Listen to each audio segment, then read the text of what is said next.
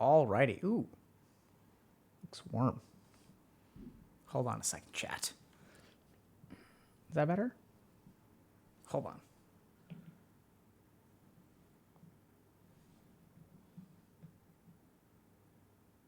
Nope. That look better? How y'all doing? Welcome, chat.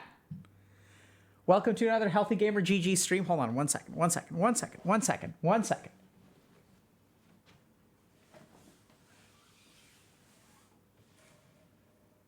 There we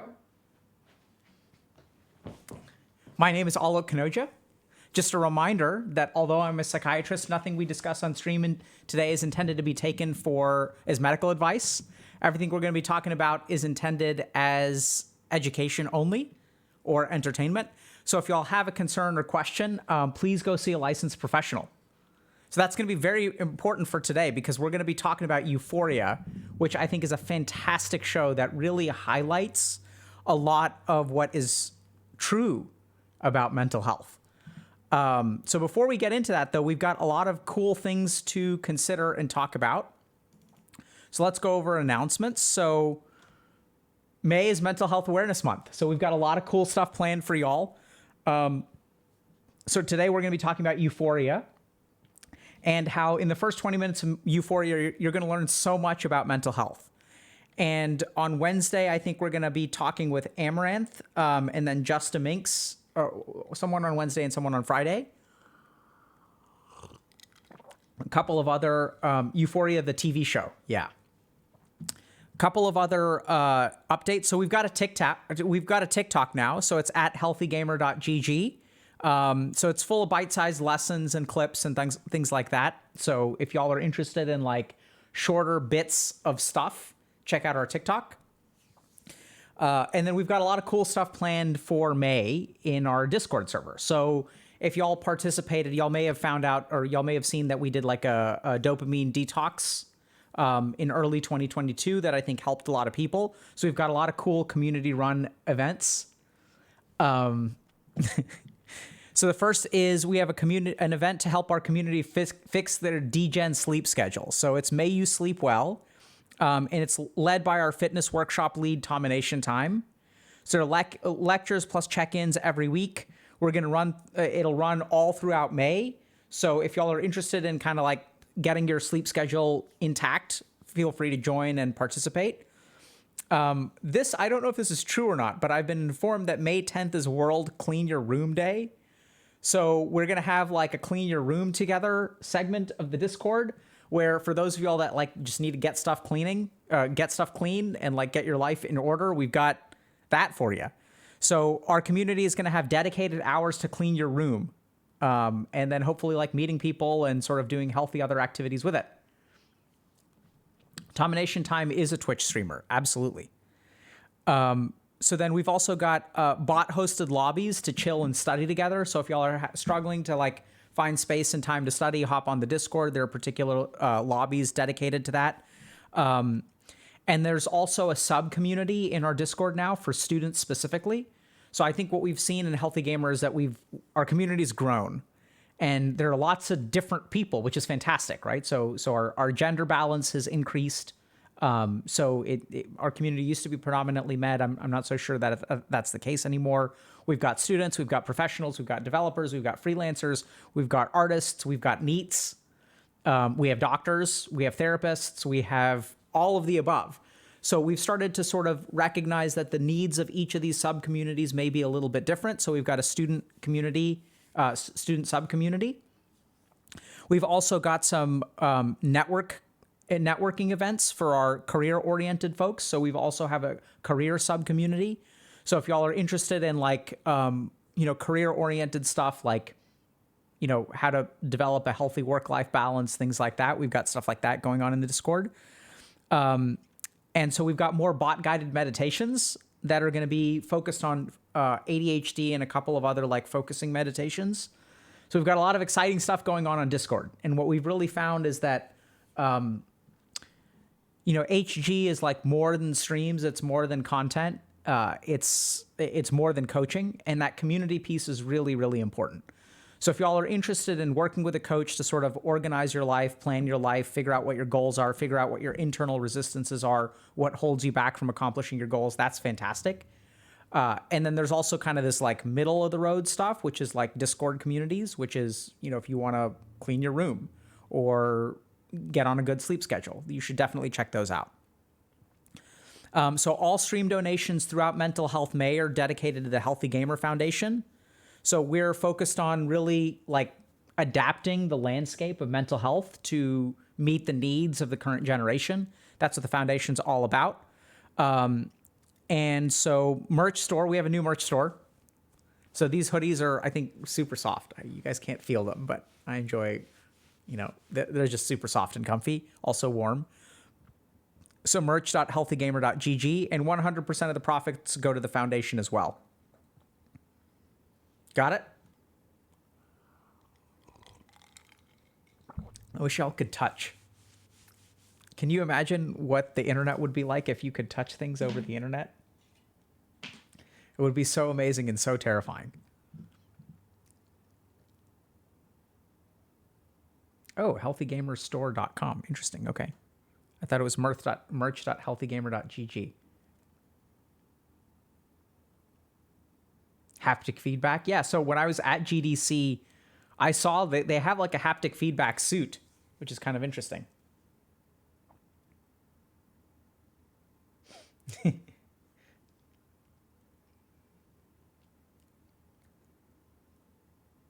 Yeah. Happy Met Gala Day. Cool. Someone's asking a question, will psychotherapy alone fix me? I have no idea. But here's what I would say. I'd say that psychotherapy is, generally speaking, a part of something, right? So like we have this, and this is why we're going to talk about this in Euphoria. I think Euphoria does a great job. What I really, really like about it is how, what's the right word? Multifactorial mental health is. So we think about mental health as like a discrete diagnosis, right? Like, oh, you have like, or mental illness is like you have a diagnosis and then that diagnosis needs to be fixed. But as we'll learn today, like it's way deeper than that and it goes way further than that. Thoughts on akathisia? Akathisia can be terrible and debilitating. It's unfortunate. I think Euphoria is an HBO show. Okay? So what we're going to do is talk about Euphoria. So for those of you that don't know, Euphoria is a TV show on HBO, and it centers around a lot of like substance use and things that make people euphoric. And what I really like about it is that it really captures, I think, a lot of what mental health and mental illness looks and feels like. So I think the challenge with like clinical approaches to mental health is that we don't really capture what the experience of some of these things is. So we'll have like, we'll have these diagnostic criteria. Like if you check 5 out of 9, boxes for a particular, for depression, then you have major depressive disorder. Like if you have trouble sleeping, if you've had a weight change, if you're anhedonic, which means you have difficulty getting pleasure from things, if you're suicidal, if you feel restless, there are all these like categories, right? And so we kind of like check them and it's very scientific and it's very clinical. But I think the challenge is that if we look especially at psychiatry, like psychiatry is not as scientific as other disciplines of medicine. So it's very scientific. I don't mean to say that it's not scientific, but it's not as like materialistic, I should say, is probably a better term.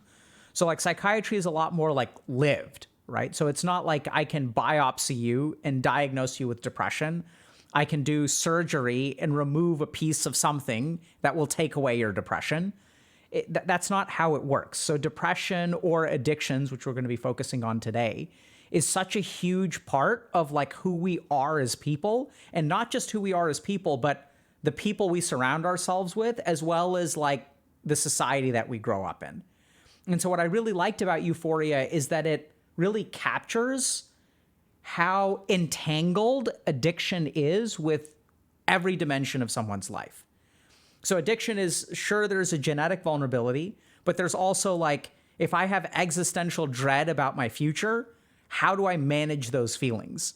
And as we'll see, they even sort of touch on psychoanalytic theory based on, psychoanalysts that were writing books about this like 100 or over 100 years ago.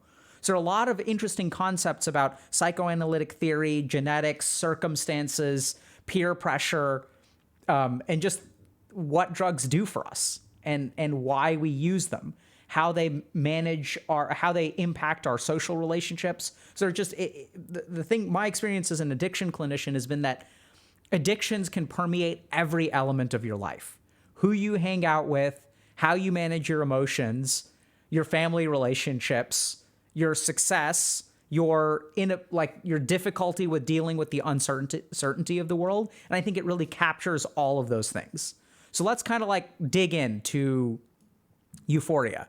And specifically, like what I'm going to talk about today, we're just going to focus on the first 20 minutes of the show. And the cool thing about the first 20 minutes of the show is you're going to learn so much about mental health and how people navigate mental health in a very like, what's the right word? In a non-clinical way, because mental health and mental illness is so much more than just like the clinical diagnosis and treatment. And that's what I really think is great.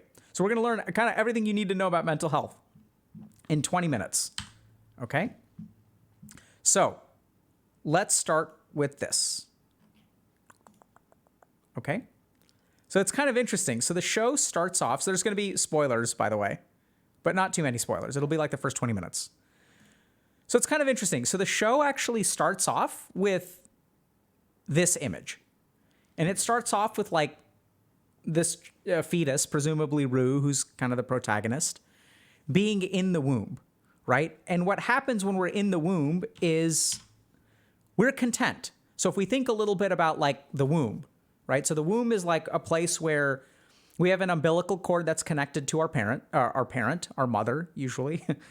And that umbilical cord kind of supplies us with everything that we need. So all of our waste products, like all of the results of cellular metabolism are sent out through the umbilical cord.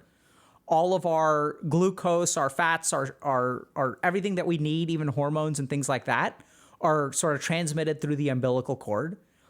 We're very protected in this environment. So we're filled, the uterus is filled with something called amniotic fluid. And the amniotic fluid like protects us from things like bumps, right? So if my mother is walking down the street and the pavement is kind of rocky, the amniotic fluid is going to protect me against vibration. It's going to protect me against sound. It's going to protect me against everything. And so what sort of people realize is that like the womb is sort of the perfect environment, right? It's dark. It's just kind of filled with relative contentment. And the interesting thing is that even like psychoanalysts 100 years ago were talking about that. And there was a guy named Otto Rank who basically posited that the first major traumatic experience that all human beings go through is birth. So prior to birth, we're perfectly content, right? And like we don't have any needs. There's nothing wrong in the world because we're not even aware of what we are, but all of our needs are getting met. And the second that we were born, suddenly like something drastic changes, right? So we're not, this is where things kind of like evolve into discomfort. So all of our needs are met. And then when we're born, suddenly like we're capable of feeling cold. We're capable of feeling hungry. We're capable of feeling alone. We're capable of feeling frightened. Suddenly like all of these things change. Like we're not perfectly protected in a temperature stable environment. Sights can be scary. Lights can be bright. Sounds can disturb our rest. Whereas in the womb, none of these things happen.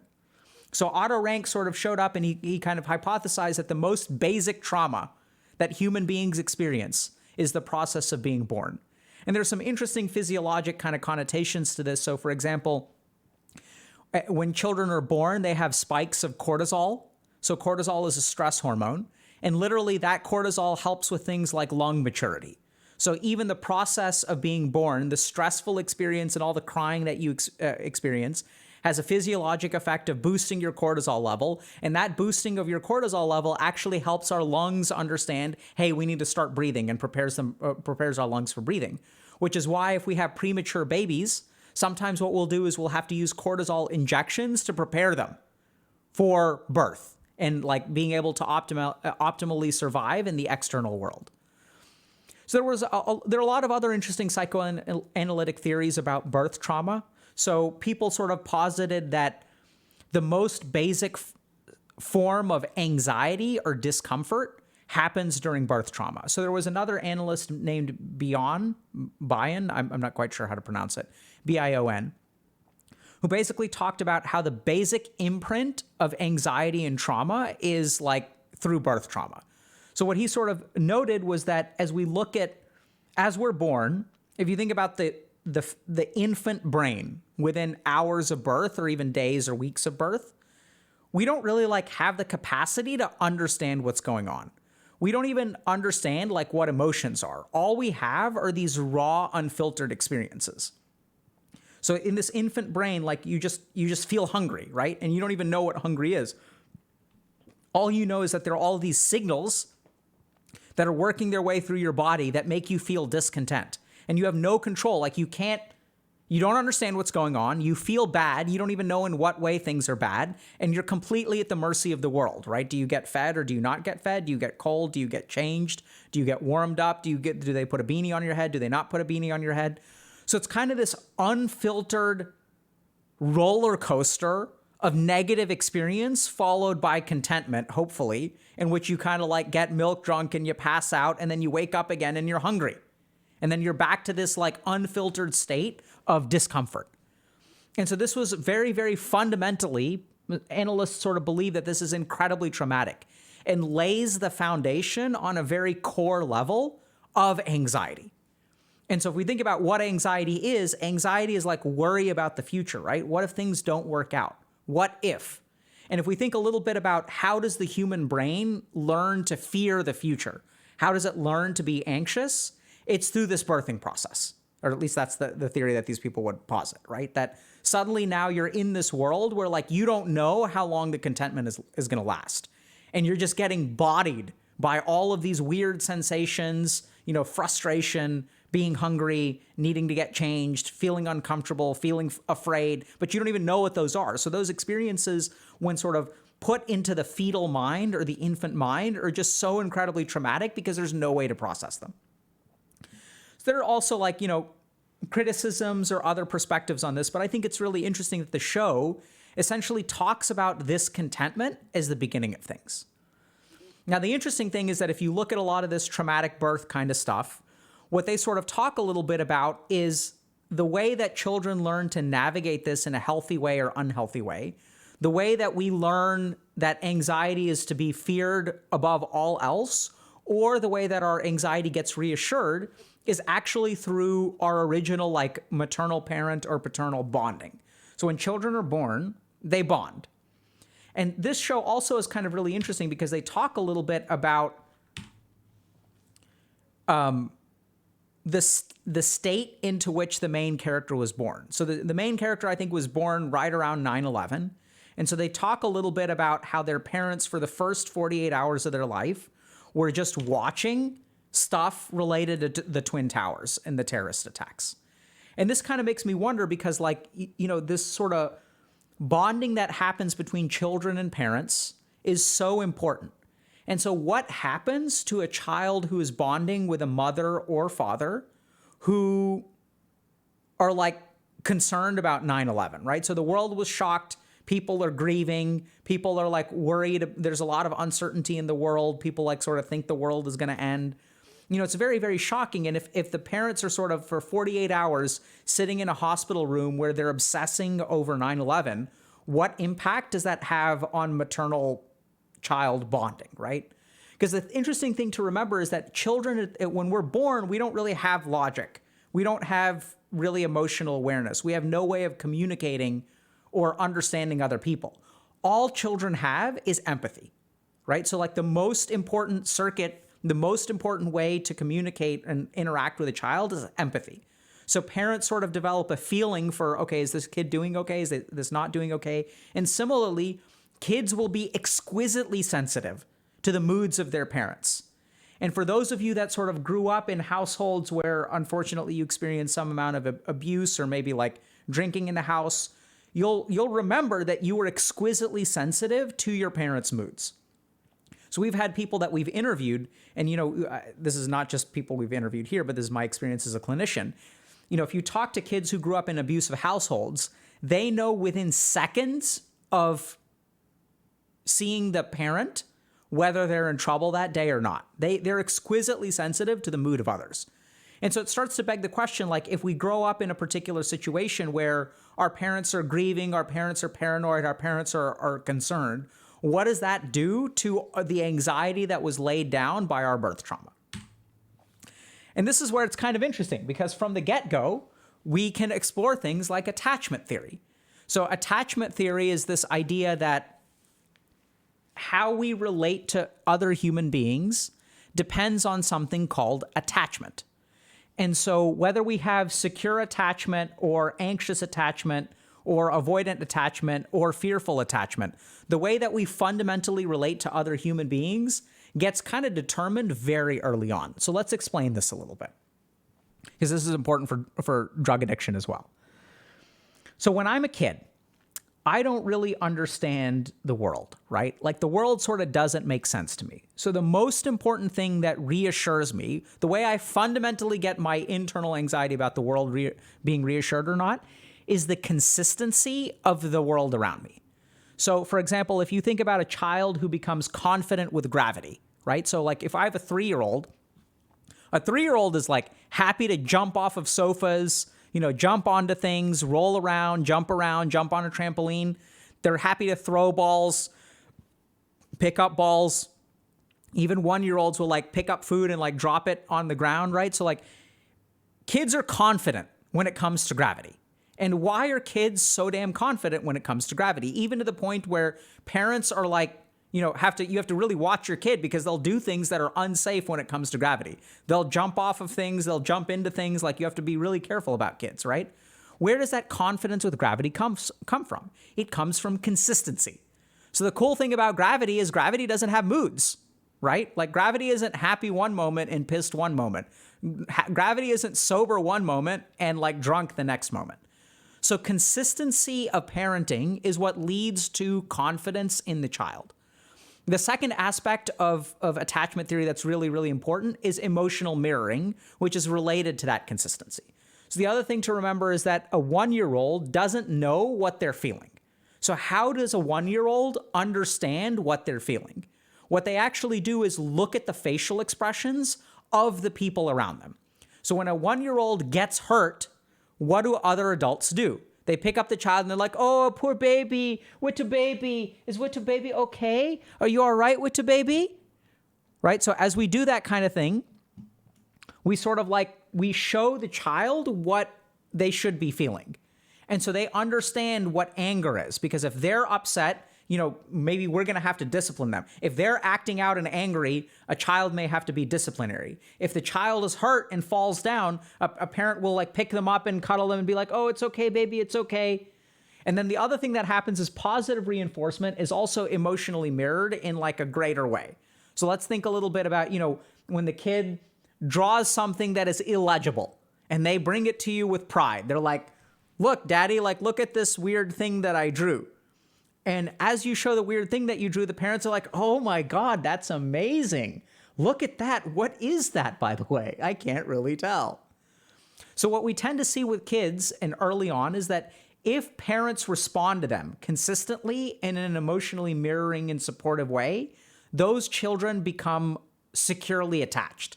They become confident about the world. And the reason that they're confident about the world is because the world makes sense, right?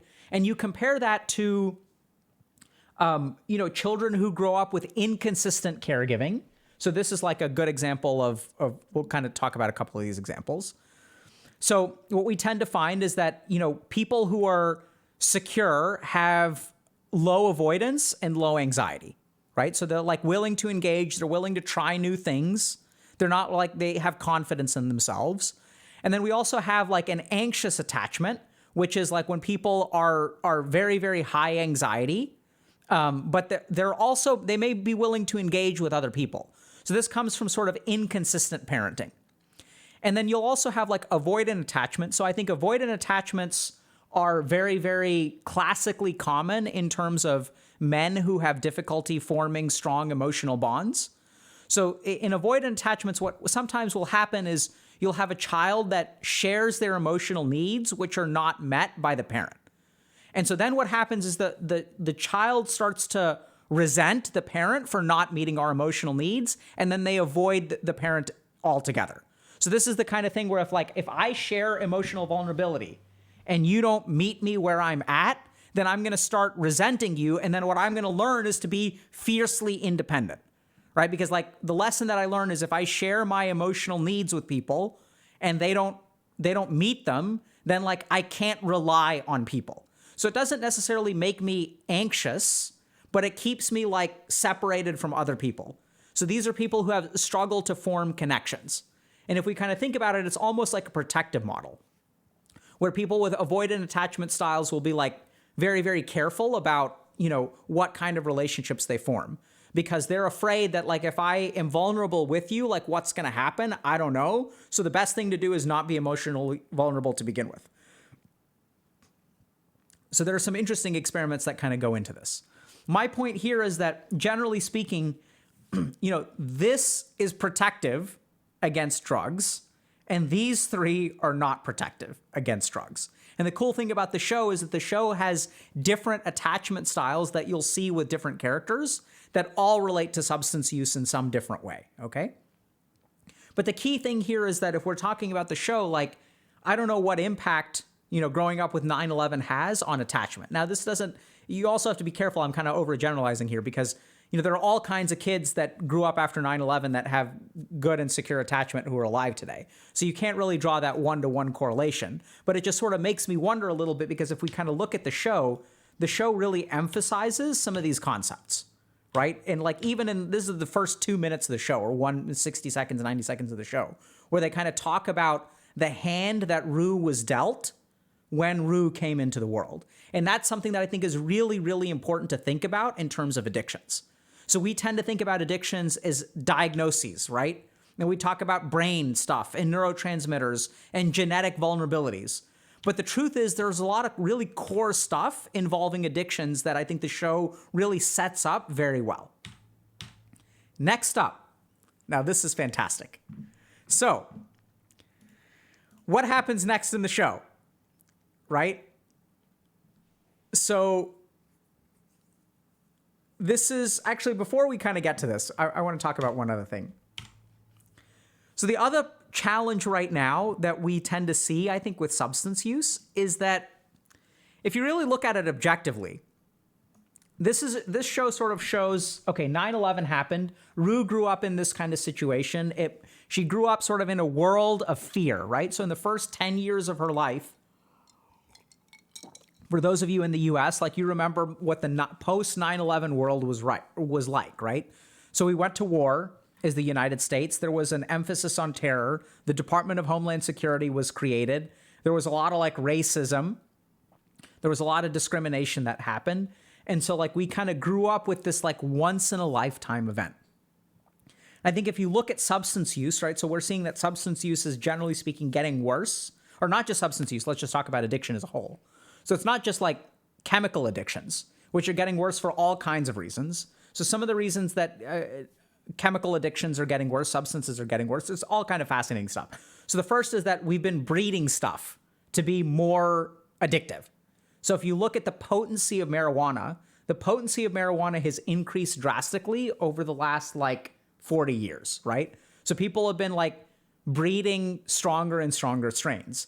And that doesn't even include the synthetics. So the other thing that we started doing is getting very, very creative with what kind of synthetic substances we'll make. So there's Native American, spirits journeys that involve ayahuasca. And now we've isolated DMT, and people will take DMT, and they'll take different different kind of chemical modifications of DMT. And so what we're seeing from addictions is that drugs are getting stronger. They're getting more potent. They're also becoming more nuanced. So this is where we'll get into this in a little bit. But when you get into addiction, people have a drug of choice, right? So some people will really get addicted to one substance over a different substance. And why is that? It's because their neurochemistry, the way their brain is wired, is just a little bit different. There are studies that show that, the dopaminergic or reward response that a particular addict gets from alcohol will be different from what they get from marijuana.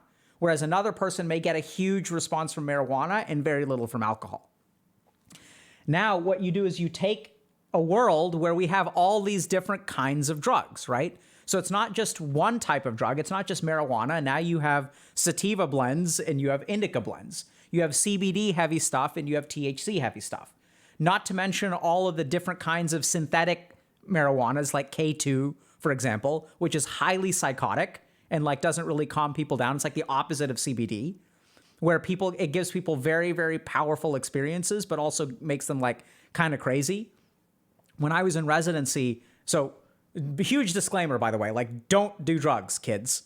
And this is a really, really good example of this. So when I was in residency in Massachusetts, people would use K2 and they would get really, really messed up, mess themselves up permanently. And it just messes you up so bad. And what we're seeing right now in substance use is that as we make 5 or 10 different variants of drugs, what we're essentially doing is selecting for all of the different variants, right? So if you start using drugs and you try out 5 different variants of marijuana, you may be able to find the perfect marijuana blend for you, which we'll get to in a second in terms of why people use it. But then what that actually does is opens you up to more addictive potential and more possibility to like really screw up your life. So you got to be careful about that stuff. But the other thing that the show kind of highlights, if we kind of think about it, is some of this stuff about, tragedy in the world. So if we think a little bit about what environment Rue grew up in, she grew up in the post 9/11 world. And this is the interesting thing about growing up in this generation, not talking about Gen Z, so mostly y'all who are listening to this, is that we've had like 4 once-in-a-lifetime crises within 20 years, right? It's kind of wild. Like if you think about, what this generation has had to deal with, it's been like thing after thing after thing after thing. And if we talk, we'll get into this a little bit more, but if we talk a little bit about what predisposes us to drug use, okay? What we're going to find is that this is the happy and content world. And then you get born into a world. But what kind of world do you get born into? Do you get born into a world that's like post 9/11? And then after 9/11, we had the 2007, 2008, economic crash, at least in the United States. And so that was like a once in a lifetime black swan, unpredictable economic crisis. And then we've got like climate change, right? So the world is like, it's a little bit unclear whether the world will just straight up end at some point, right? Whether there's some kind of catastrophic collapse to our ocean system. If there's a catastrophic collapse to our ocean system and like all the algae dies, that's what actually produces traps the most greenhouse gases, right? Algae are carbon fixers. So they take CO2 out of the environment and they produce oxygen. And then if they die and the fish die and all that kind of stuff, we could see a catastrophic collapse to the world. We could be literally apocalyptic kind of times, right? And no one really knows whether this is going to happen or not happen. Some people think we're overblowing the risks. Other people think that we're definitely on the path to destroy ourselves within 100 years. I don't really know. I've looked at a lot of the science. It concerns me, but it's not my area of expertise.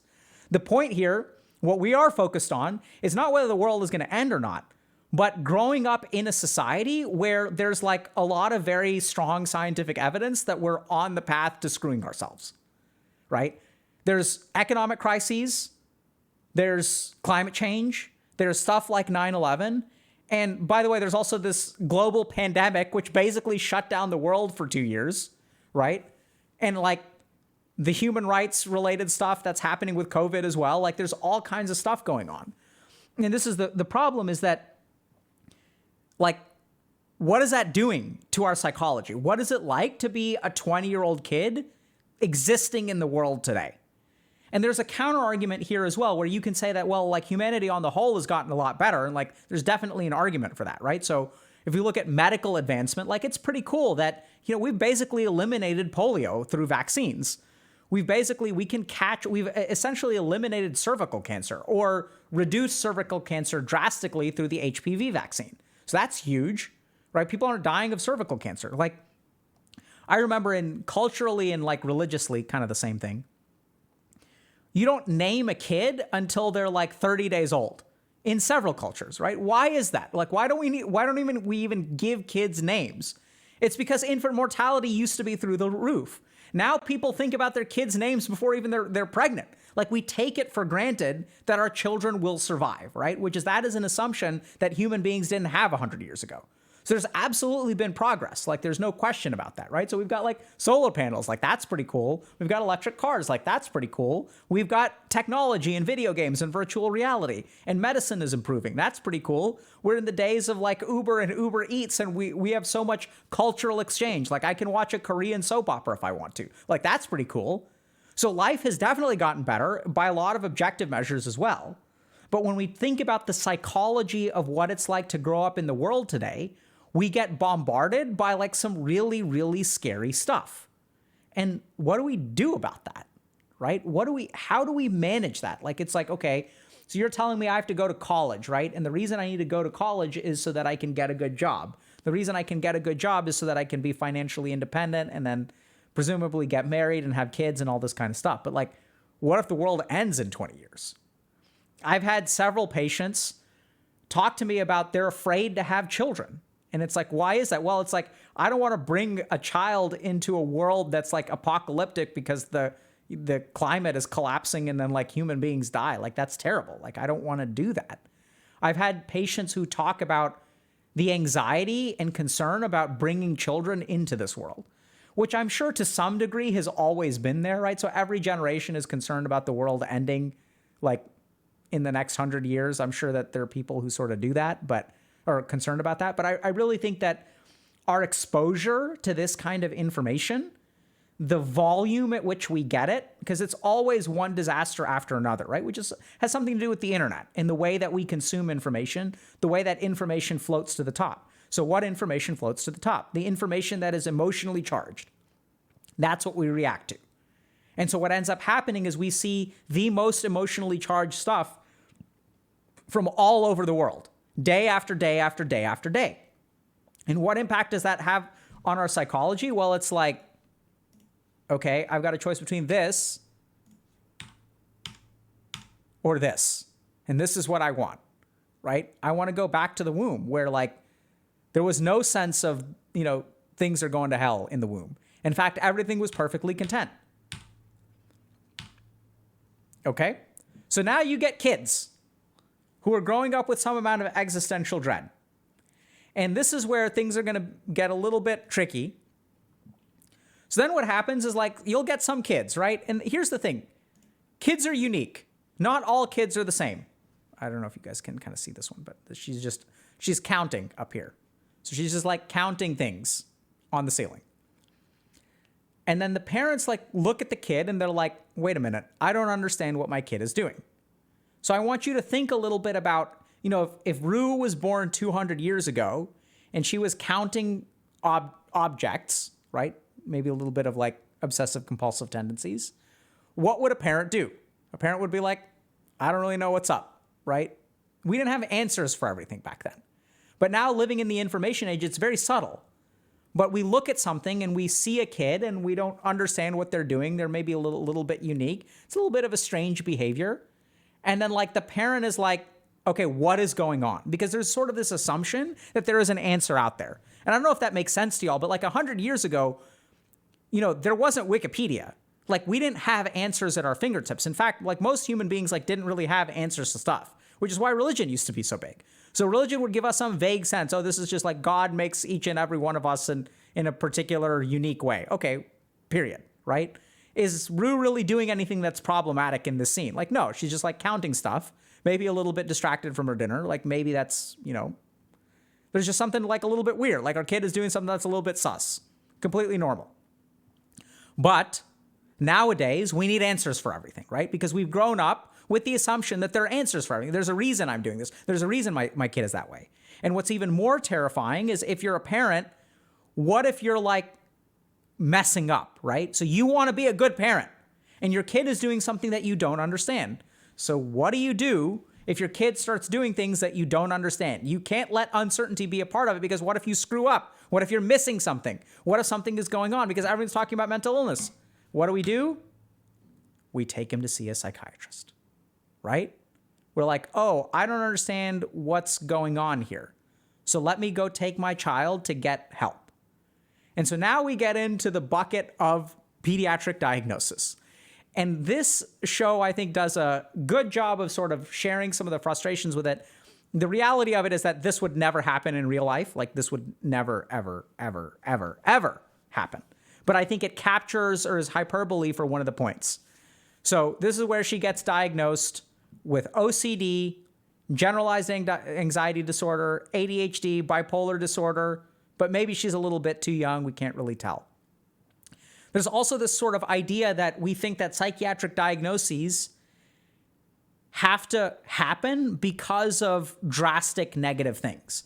So she talks a little bit about like she wasn't physically abused or like didn't grow up in like a situation where she didn't have clean water or like there was nothing really traumatic, right? And so we sort of assume that, okay, the kids who get psychiatrically diagnosed are kids that like grew up with traumatic situations, like parents who were using IV heroin. And that's how you get kind of mentally ill as a kid. So there's kind of like a lot of really good things in this imagery where essentially what happens is we, take people to psychiatrists. they see something unusual and they they go looking for a diagnosis. And this is where there's kind of this funny sort of thing about medicine, which is that if you take someone to a doctor, that doctor will diagnose them with something, right? So this is kind of like a funny sort of scenario, but a family member of mine about 10, 15 years ago was having a medical problem. And what they did is they went and saw 3 specialists. And each of the specialists gave them a different diagnosis. They gave them a diagnosis from their specialty. So I'll give you all kind of a good example of this, a simple example. So there's now a condition called IBS, which is irritable bowel syndrome. So irritable bowel syndrome is sort of like this non-specific condition where your bowels are kind of irritable. Like that's just what they are. So sometimes you get diarrhea, sometimes you get cramps, sometimes you get constipation. There's no like real blood in the stool. Biopsies don't really show anything.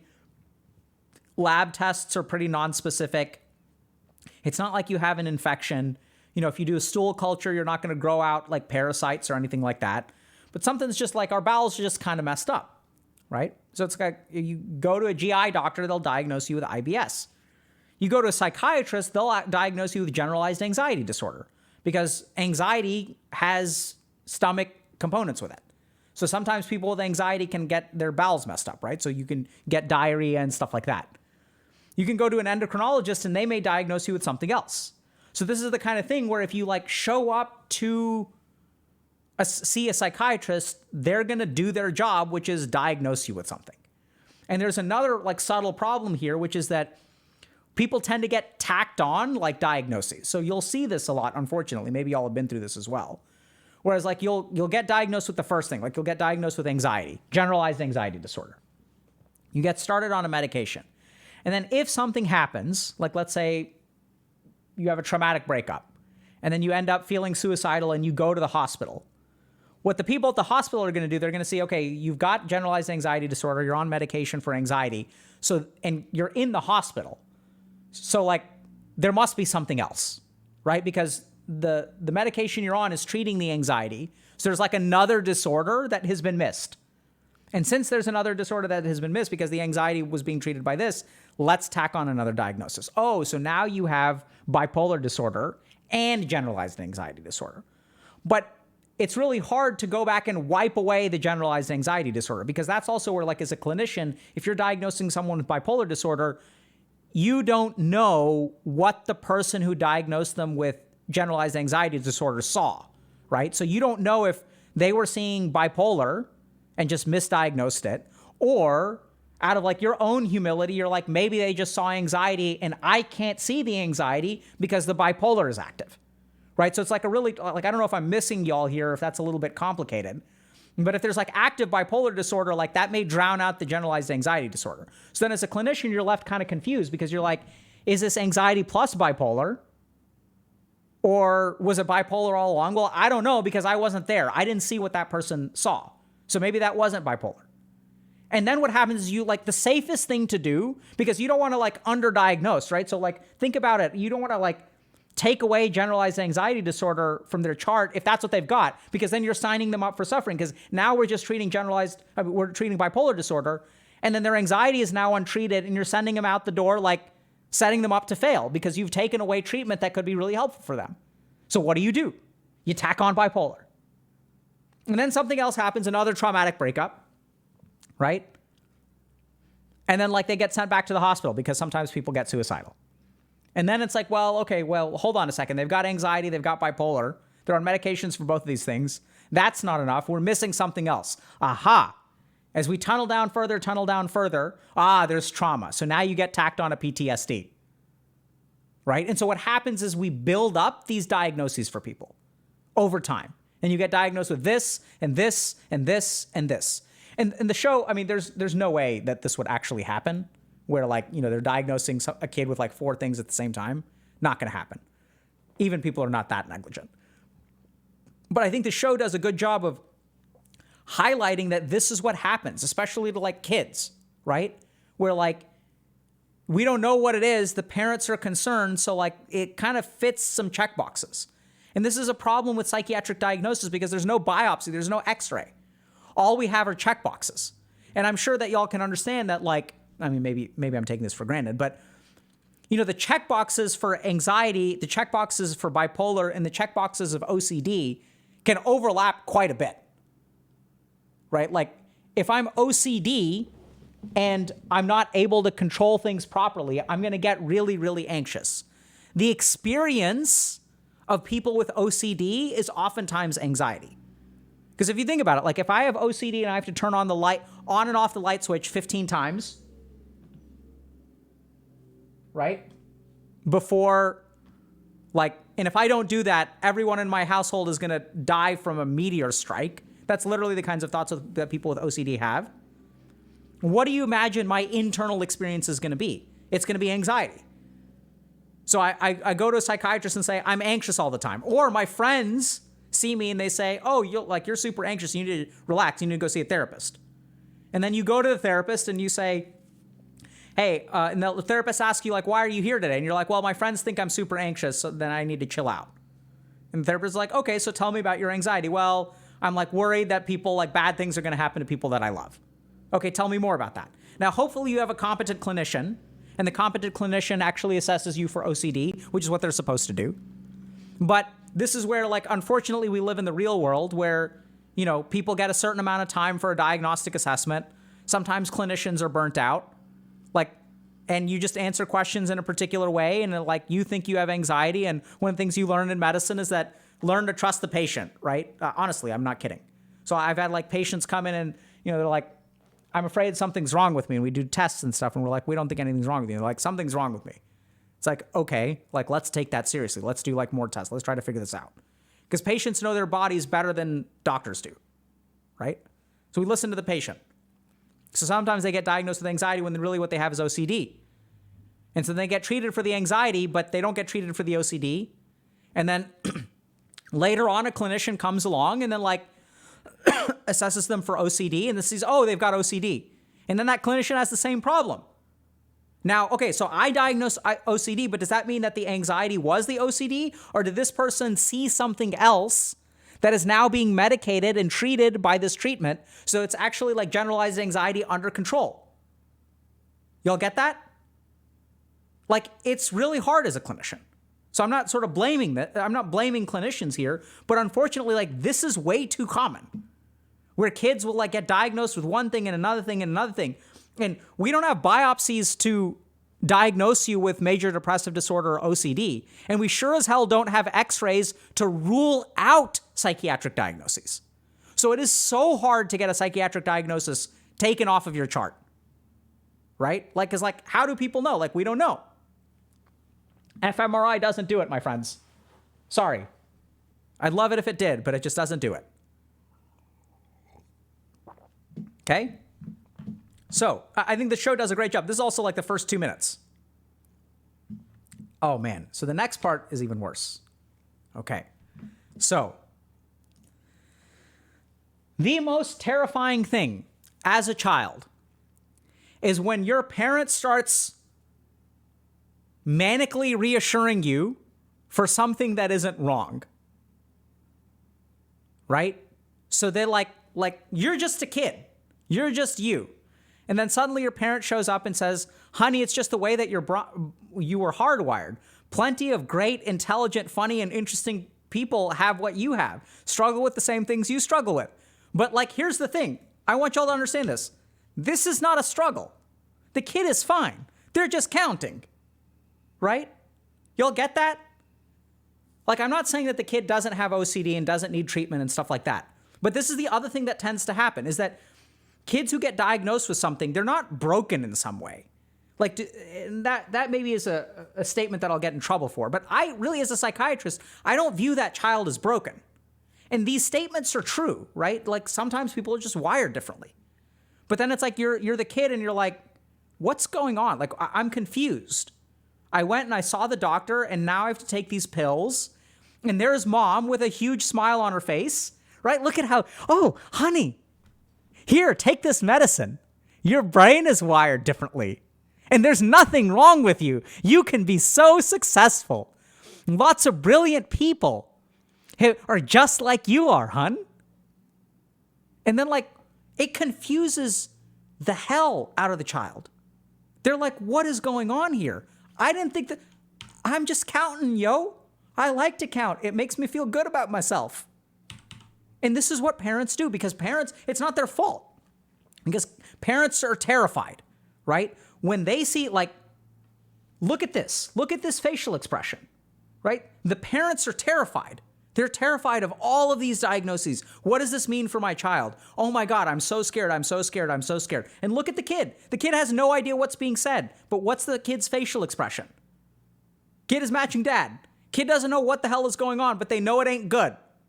And then mom shows up with smiles. Hey, everything's going to be okay. Because the parent too, the parent wants everything. They're devastated. Parents devastated on the inside.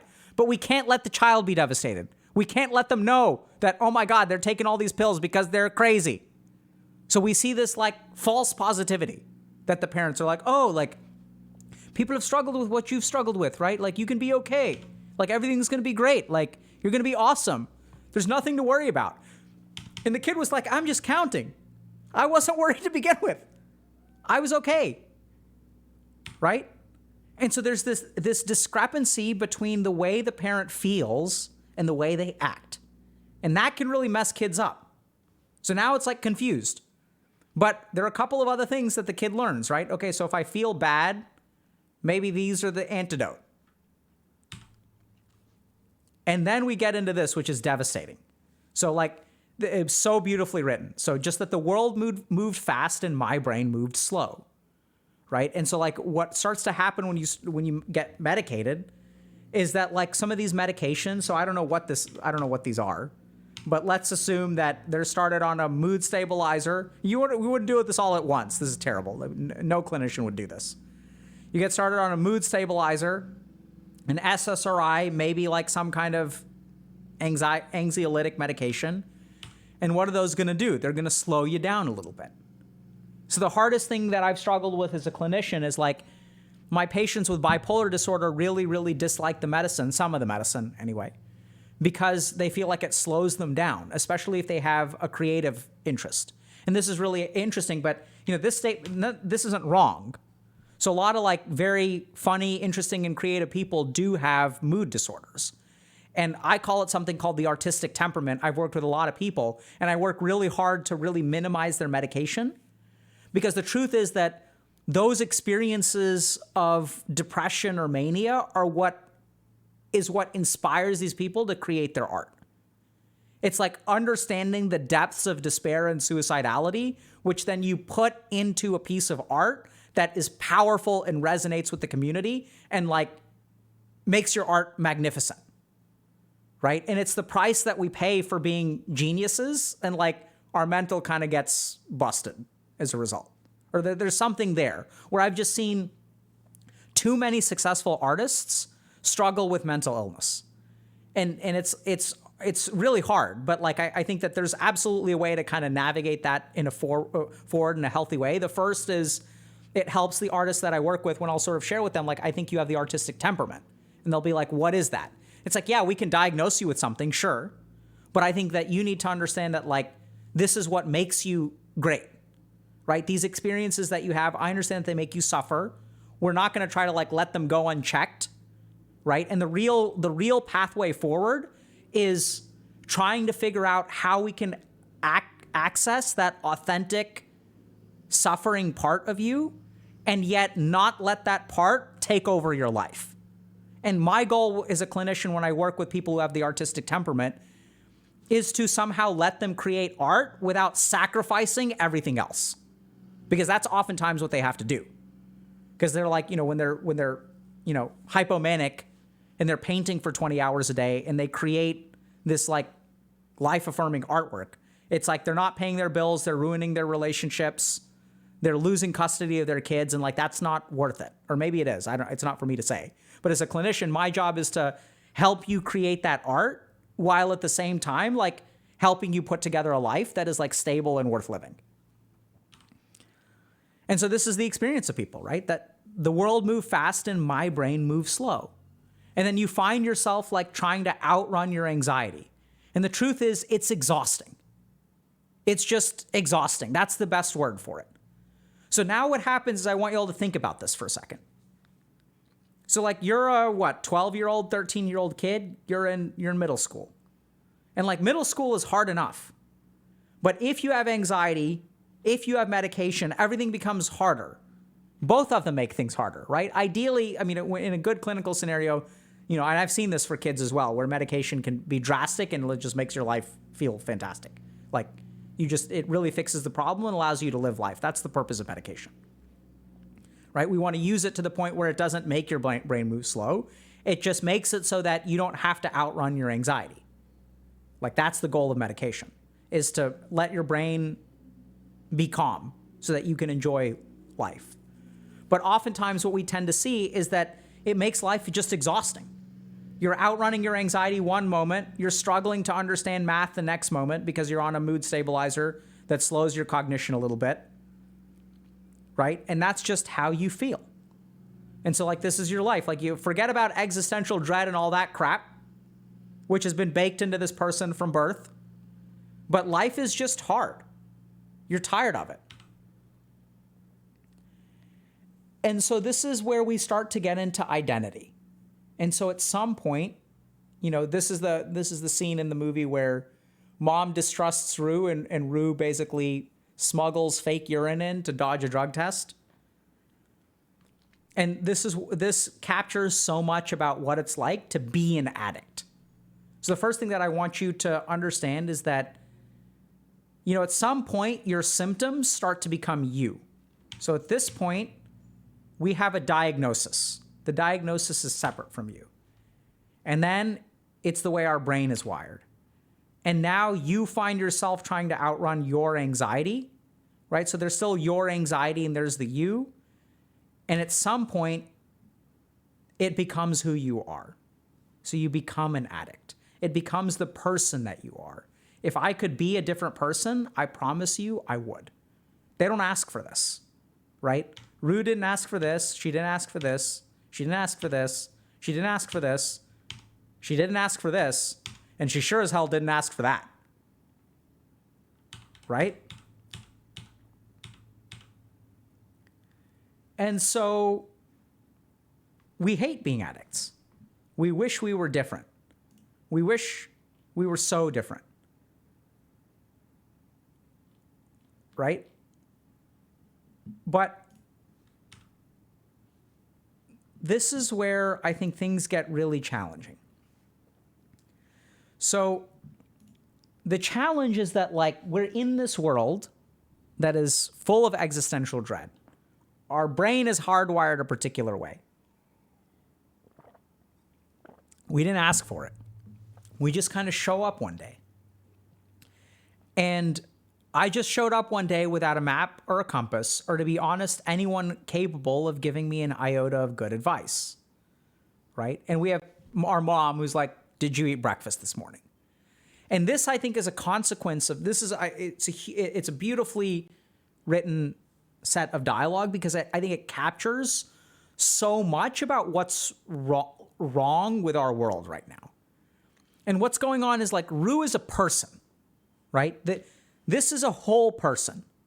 The problem is that what we've managed to do is separate out all of the aspects of the person.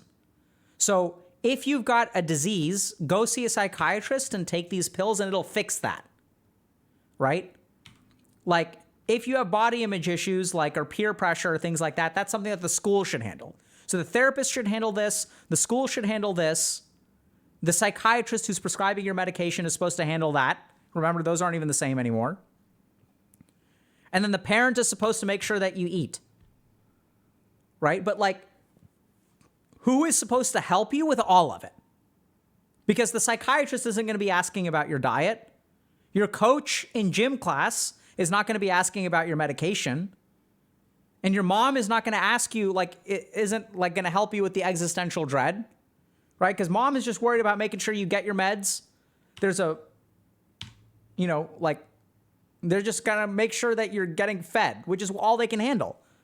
And there's another scene here where mom is frustrated on the phone trying to figure out how to pay for Rue's treatment, right? So mom's got a lot on her plate. I'm not really faulting her. And this is the problem, is that if we look at a human being, it's all of this stuff, right? It starts with here. It starts with this. It moves on to this. Moves on to this. Moves on to this. Moves on to this. And like, who is going to help you with the fact that you're just exhausted as a 13-year-old and the world is moving fast and you're moving slow and your brain is moving slow? Who's going to help you with the fact that you're trying to outrun your anxiety, but you take it with you wherever you go so you never succeeds? Who's going to help you with all this? Like, what am I supposed to do with my life? How do I handle these feelings? What does this mean for my future? Forget about the feelings. Like, there the therapist is talking to you about your feelings, but like, what is the therapist actually going to do about climate change? Because that's a valid fear, right? It's like, sure, I can go see a therapist because I'm depressed because I have crushing student loan debt. US once again.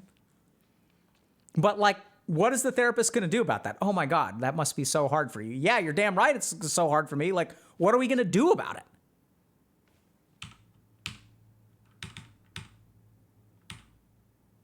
And so like, this is where we end up. We don't know how to navigate life, right? And I'm not trying to crap on therapy. I'm just saying that therapists are great. Don't get me wrong. It's just that therapists can't fix climate change. And this is a real subtle problem, which is that therapists can help you with cognitive distortions. The problem is that the anxieties that you have may not be distortions. Y'all get that? Like, a lot of what we struggle with, like half the problem, the reason that mental health is getting so much worse is because these are not malfunctions of the brain. People aren't like misinterpreting stuff. This is actually what's going on. If you look at things like grooming, how old were you if you're a girl? I guess applies to guys too, but generally speaking, I think about girls. How old were you when you got your first dick pic? Right? Like, that's a reality. Like, you have to deal with that. This is not a cognitive distortion. It's not a malfunction of your mind. Right? You guys get that? Like, these are real problems that we're not given advice or a compass or map, right? And we see like people like 9 to 13. Shocking, but that is like really consistent with most of the people that I've worked with. Right? It's staggering how bad of a place the world can be. And so this is beautifully said. And at some point, you make a choice about who you are and what you want. Right? And this, I assume, is Rue's mom, right? So we see that there's a genetic predisposition to anxiety, that her mom uses Xanax, and you make a choice about who you are and what you want. And you take a substance. And everything you feel and wish and want to forget, it all just sinks. And then over time, it's all I wanted, those 2 seconds of nothingness. And you're just so happy. And thus is an addict born. Because for 2 seconds, after you take this pill, it's back to the womb. And this is the interesting thing. I was talking to, there's one patient that I really learned a lot from. And, it's kind of weird. So I'm a psychiatrist. Sure, I'm qualified and stuff. Like, I've got good training behind me and I'm a medical doctor and all that good stuff. But the truth of the matter is that if you really want to understand any addiction or any disease, the psychiatrist is not the expert. The patient is the expert. And it's a patient that I was talking to a patient once, and we'd gotten close, right? So I'd been working with them for a while, and I was just stunned. And I said, you have such an amazing life. You have such an amazing life. You've got a career that I know you enjoy. You've got a family that loves you, and all this kind of stuff, and you're throwing it away, right? So you're going through divorce proceedings. You're now in debt. You've had one of your cars repossessed and things like that. You had to sell off some stuff. Your children are being alienated from you. Why don't you stop using? And then they blew my mind, but they said, it's because of that I can't stop using. Because you're right, that my life is turning into a mess. And every hour of every day, my life is a mess, except when I get high. And so all I have to do is put a needle into my veins, and for a few hours, all those things cease to exist. Right? I'm just so happy in those 2 seconds of nothingness. I'm just so happy. And this is where I want to sort of take a, let me just see where this is going. Let's see. Okay, hold on. Okay. So we're going to talk for a second about what addiction does for people, okay? So, these seconds of nothingness in which you're just so happy has a Sanskrit word for it. And that Sanskrit word is samadhi. Samadhi is a temporary state of enlightenment where the ego dissolves, you dissolve, and all you are is unadulterated experience. You're just sort of this weird, like, cosmic awareness, which is also nothingness.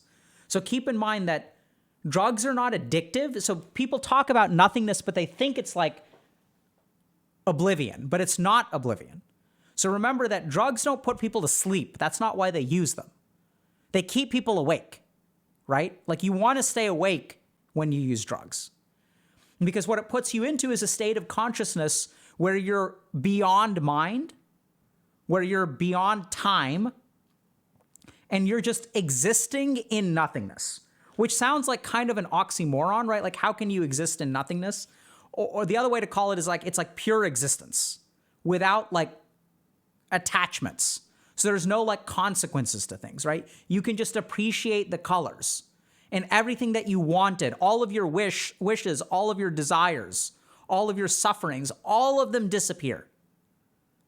And this is what's so confusing for a lot of people who meditate is they're like, I don't want to get rid of my desires, right? It's my desires that motivate me. It's my desires that make me what I am. It's my desires that make me happy. But as people meditate and as they attain states of samadhi, their desires begin to melt away. And you don't know how to continue living until you've experienced it. You don't know what that means for you. And so you can appreciate things when you're high, like colors and the taste of food and the feeling of wind on your skin. And the other people that talk about experiencing this stuff are the yogis, because they say, oh, look, like just be. Enjoy, transcend ego.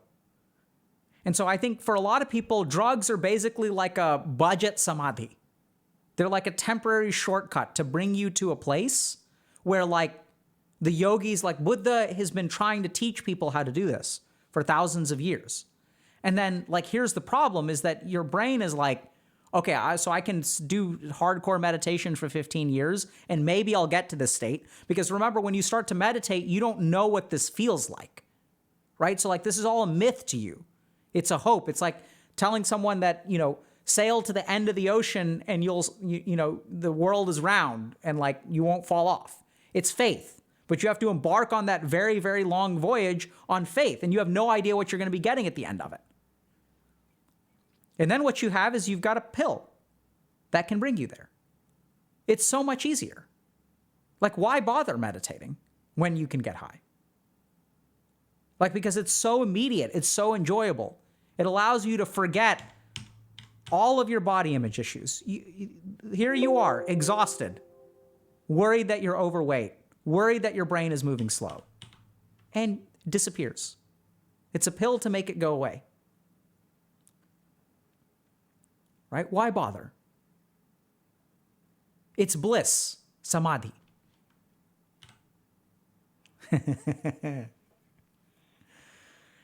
And so then we get into trouble, right? We use for a while. In Rue's case, she has an overdose. That's a medical emergency that she possibly could have died from. And then parents get freaked out, and understandably so, right? Because they're parents and they love you. So what do? You've got a diagnosis. You're an addict. There's treatment for it. Let's not judge. Let's give you treatment. And so they send you to rehab. And chat, could I talk about rehab? So here's the thing about rehab. Man, where do I even begin? Okay, let's talk about rehab. So rehab is fantastic in some ways and awful in others. So the first thing is that if we look at some of the rehab traditions, what happened is there were people who were addicted to substances, and they leaned into, oftentimes nowadays, Christian ideology, and they found that that Christian ideology was very, very helpful. And it was for a lot of good reasons. So I'll give you guys just some example of some of the ideology behind Alcoholics Anonymous that I think is very kind of like scientifically validated.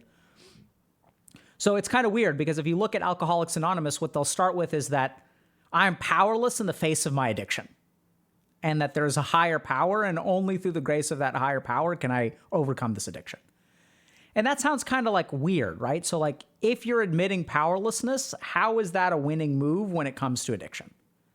And it's interesting because it absolutely is. And this is where the yogis have been talking about this for a long time as well. Surrender, the power of surrender.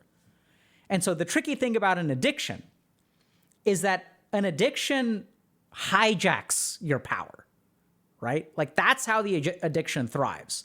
The addiction tells you, don't worry about it. We got this. We can handle it. You'll be okay. They won't find out. You'll be able to handle it. You'll be able to handle it. It'll tell you whatever you need to do to get to that next hit, right? It says, don't worry about it. I have things under control. I'm in control. Sure, I got a DUI, but I just won't let that happen again. It's fine if I continue drinking as long as I don't get another DUI. Got another DUI? Oh yeah, I slipped. There were like some, there were some circumstances there. Wasn't really my fault. Ubers from now on. And you'll even adjust a little bit, right? That's how you become a functional alcoholic, is you adjust and you adjust and you adjust. The one thing that you're not going to give up, you'll adjust all these different dimensions of your life except for the alcohol. That's got to stay because you're in control. And if we look at where a lot of addiction gets out of control, it's from this fundamental idea that I am in control. Because as long as you're in control, you can keep doing it, right? Because you're in control, like it's okay. And so AA stumbled upon this or discovered this, whatever. And they sort of start with these things like the alcohol is going to win any combat we engage in. And that's actually incredibly powerful. So they discovered like some of these things and they sort of leaned into religiosity and like they developed, AA. And so that's what the rehabs are like. They tend to, and then they develop these systems, right? And so there's a lot of religiosity to it. There are the steps and the coins, and this can be really powerful stuff, don't get me wrong. But the tricky thing here is that you can and then rehab becomes a treatment, right? So people do studies and stuff. And as we do studies on rehab, we realize, okay, this is how you fix an addiction.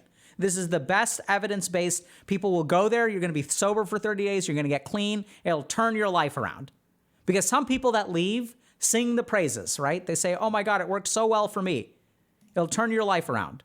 It fixed my kid. And so you're a parent. And you're terrified that your child almost died. So you'll pay whatever. You drop 50 grand for 1 month of treatment. And you send your kid there. But this is the same problem as before. It's the same problem as, like this. Where now it's like there's another problem that shows up. Let's ship our kid off to rehab. Outsource the addiction treatment. They'll fix my child at rehab. My child will come back and everything will be fine. But here's the problem with rehab. It's going the wrong way. What you want when you go there is really important. So I've seen this, unfortunately, time and time and time again, where people come to rehab, but do they want to get clean? Half the reason that people come to rehab is not because they want to get clean. It's because someone is making them get clean. And so here's the trickiest thing about rehab, is you can participate 100%. And you can be completely sober at the end of it, or you can be a complete addict at the end of it. You can go through all of the motions of rehab and not be rehabbed one iota. Do y'all get that? This is the problem with rehabs and addiction treatment in general, is you can show up to every meeting, you can talk about your feelings, you can hold hands with other people and say, and chant, God grant me the serenity to accept the things that I cannot change, and in your fucking mind, not buying one bit of it. And no one will ever know. The only person that will know is you. This is the problem with rehab. Can it be helpful? Absolutely. Is it an evidence-based intervention that helps people with addictions? Absolutely. Have I worked at rehabs where I've helped people make substantial and transformative changes to their life? Absolutely. And I've worked at rehabs where I've seen people who talk the talk, but aren't going to walk the walk. Because on the inside is where it matters. And if you actually, when you say this prayer, there are two ways to say this prayer, right? God grant me the serenity to accept the things I cannot change. You can say it as words and in your mind be thinking about whatever you want to, or you can actually think about it and recognize that when I use a substance, it is because it is intolerable for me to not use it. And that if I can accept that intolerability, then I have a pathway to sobriety. It's simple. I cannot tolerate this. And the problem with the fucking drug, is that the drug makes you need to never learn how to tolerate. You don't need to tolerate it. Because if you take the medicine, if you take the drug, you don't need tolerance anymore because it puts you in this state. It puts you into a state of samadhi.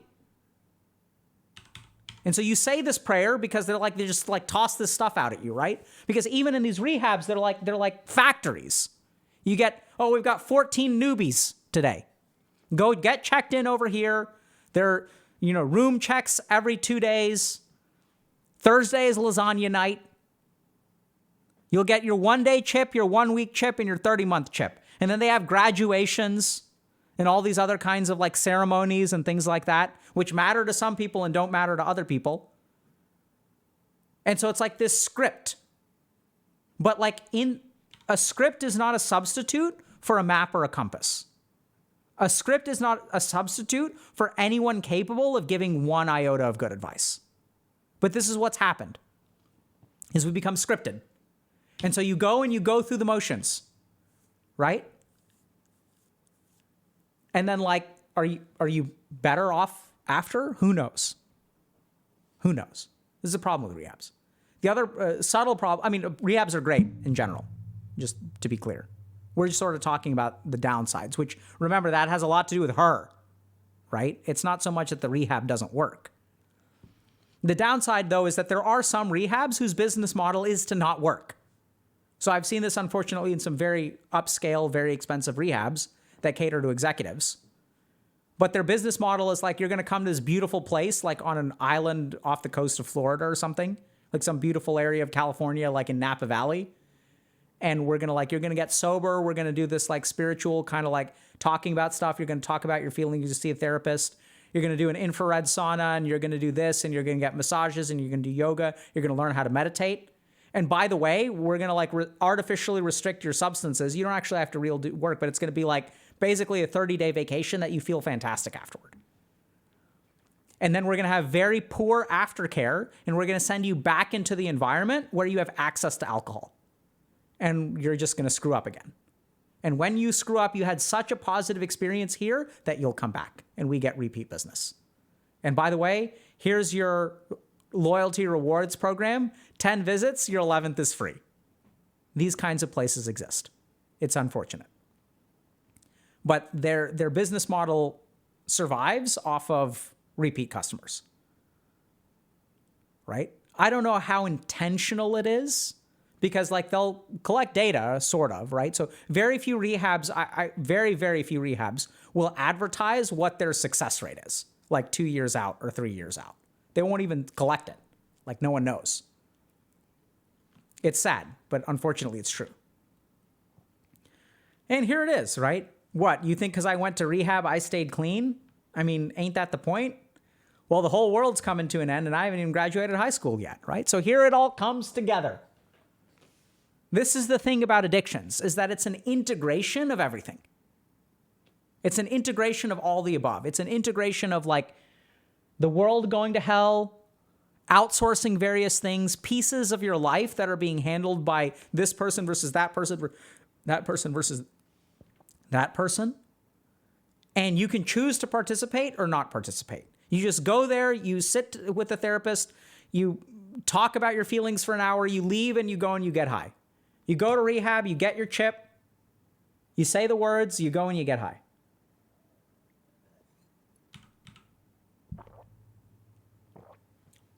And so now what we're going to, So now what we're going to do is dive into a little bit about drug addiction and what to do about handling addictions. Okay? So let's start with like the different dimensions of addiction. So the first thing is we now know that addiction is like genetic in nature. So we know that there's inheritance with vulnerability to drug addictions. So we know that, for example, depending on how your brain is wired, if you use alcohol, your brain will look like this. And if you use marijuana, it won't look anything like this. It'll just be like normal. So we know that there are genetic predispositions to particular substance of addiction. This is why people have a drug of choice, quote unquote, right? And they'll use a substance once in their life and they'll be like, oh my God, it transformed my life. It revolutionized everything for me. And so, this is just the way that our brain is wired, and some of this is inherited. But it's actually more than just genetics. It's more than just neuroscience.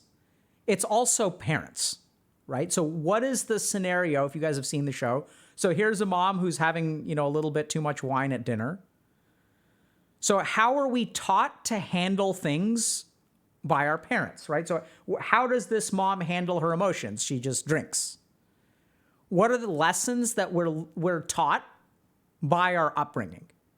So, is drinking normal? Is it okay? Is it not okay? Like when you have conflict, when mom and dad get into a fight and mom sighs and walks out of the room and opens a bottle of wine and dad yells at her and calls her a drunk and she flips him the bird and goes out to the patio, and that dad goes to his garage and mom goes outside and she's just drinking, and what are you being taught by your parents about substance use? What are you being taught about if things are intolerable? Right? If you don't have the ability to accept things that you don't change, what do you do instead? So a lot of that stuff comes from parents. And it's not just genetics, it's about programming. So it's not just nature, it's also nurture. And then so we're sort of given this kind of setup, right? This is the hand of cards we're dealt. And then what happens is personal anxieties come in. So I have a predisposition to alcohol. I've been taught that alcohol is a good way to manage my emotions. And then I'm a 13-year-old kid who just has anxiety about my body because, that's a thing, by the way. I don't know if you guys have heard of platforms like Instagram and other forms of social media in which they propagate pictures of very, very attractive people. And you have 13-year-old boys and girls who are looking at these things and they start to become uncomfortable with their body image. And so when you look in the mirror, right, this is the friggin' mirror. Normally, what kind of emotions is that supposed to bring up? You're just supposed to see yourself, right? I'm supposed to look in the mirror to see if there's spinach stuck in my teeth. But now when I look in the mirror, I got to make sure I'm slim. I got to make sure I'm trim. That's what we have to do. And now these emotions start coming up. They're exacerbated by technology. They're exacerbated by peer pressure. And then we turn to our coping mechanisms. How do we handle these kinds of things? Right? And then we go to our genetic vulnerability. And then there's drugs. And so now we kind of go back to this point about designer drugs. Because what's happening now is things are getting worse because now you have so many different things. Are you going to use DMT? Are you going to use MDMA? Are you going to use, a variant of DMT? So that's I don't know if you guys remember that scene, but the kid is here, I've got 3 different things that are 3 different variants of the same drug. All different kinds of dimethyltryptamine, DMT, tryptamine. And so which one works for you? Is it indica blend? Is it sativa blend? Is it THC heavy? Is it CBD heavy? Is it K2? Is it PCP? Is it meth? Is it nicotine? Is it vaping? Right? There's so many different answers that we've got. And now what's happened is we have all these vulnerabilities and we have the perfect substance. The thing that buries your anxiety the most. The thing that makes your brain light up the most. Right? So 5-MeO-DIPT. And that's just the way that we're wired. And the problem is that we're given answers, right? We're given drugs, we're given rehab. The problem is that the answers just don't answer things well enough. Like, I can start you on medication, I can even send you to rehab, but does it fix this? Does it fix this? Does it fix this? No. Never mind, like, all the other stuff that it doesn't fix, like climate change and existential dread and, like, you know, we also learned later that Rue's dad apparently died of cancer or something like that. Because the truth is that the world is going to hell, and I do have anxiety, and I don't feel confident in myself. And I don't know what to do about it because I have no one to guide me. And so as we deal with all these things, like, what do we turn to, right? We go back to this. And all we want to do is go back to this. Happiness and contentment. So how do you deal with this stuff, right? How do you get back here, in a sense? And I think that this is where, as an addiction psychiatrist, like, you can absolutely get here. But I think it's integrated. I think it's not, you can't outsource it. That's the biggest thing. Should you get sober? Like, absolutely. Don't get me wrong. Don't use drugs, kids. Seriously. But the thing is, like, not using drugs and getting sober is not, you can't outsource it, right? You can't just, like, go to rehab once and that's going to be the end of it. This is where you really have to integrate everything. You have to understand, first of all, appreciate the genetics. Appreciate that, like, your brain is particularly vulnerable to a certain substance. Second thing is, like, develop healthy coping mechanisms. That goes back to the mom who's drinking. Because here's the thing, we were taught when things are intolerable, you were taught how to deal with them, which is through substances. And so it's about developing things like a meditative practice, grounding practices, learning how to urge surf, all these other kinds of topics. How do you manage your emotions? You must become adept at managing your emotions, tolerating your emotions. Because that's what the drugs do, right? They give you a pass at dealing with your life. Next up is actually, how can I say this? Reducing the power of the emotions to begin with. And this is where a lot of people who struggle with addiction, like, kind of fall short, is they're like, okay, I need to learn alternate coping mechanisms. Like, I need to learn how to meditate. But meditation can only get you so far when it comes to dealing with some of the, like, how hard life is. This is also where, like, therapy can come in really powerfully. Because here's the thing, if I have a pile of emotion that I have to cope with, so I need, like, this amount of meditation skill, that may be too much. The drug can get me here. This is the crap I have to deal with. You can actually reduce the crap that you have to deal with through things like therapy. But the whole point is that therapy is not going to be enough, right? When you kind of dig down and, like, recognize that it was incredibly traumatic when your parents, like, how terrified you were that when they first took you to the psychiatrist and they said, oh, sweetie, nothing's wrong. Don't worry, you're going to be okay. And they had tears in their eyes and you're like, what the hell is going on? Like, I don't understand anything, but I know that whatever it is, it's bad. And then your parents are like, no, honey, don't worry. Everything is going to be okay.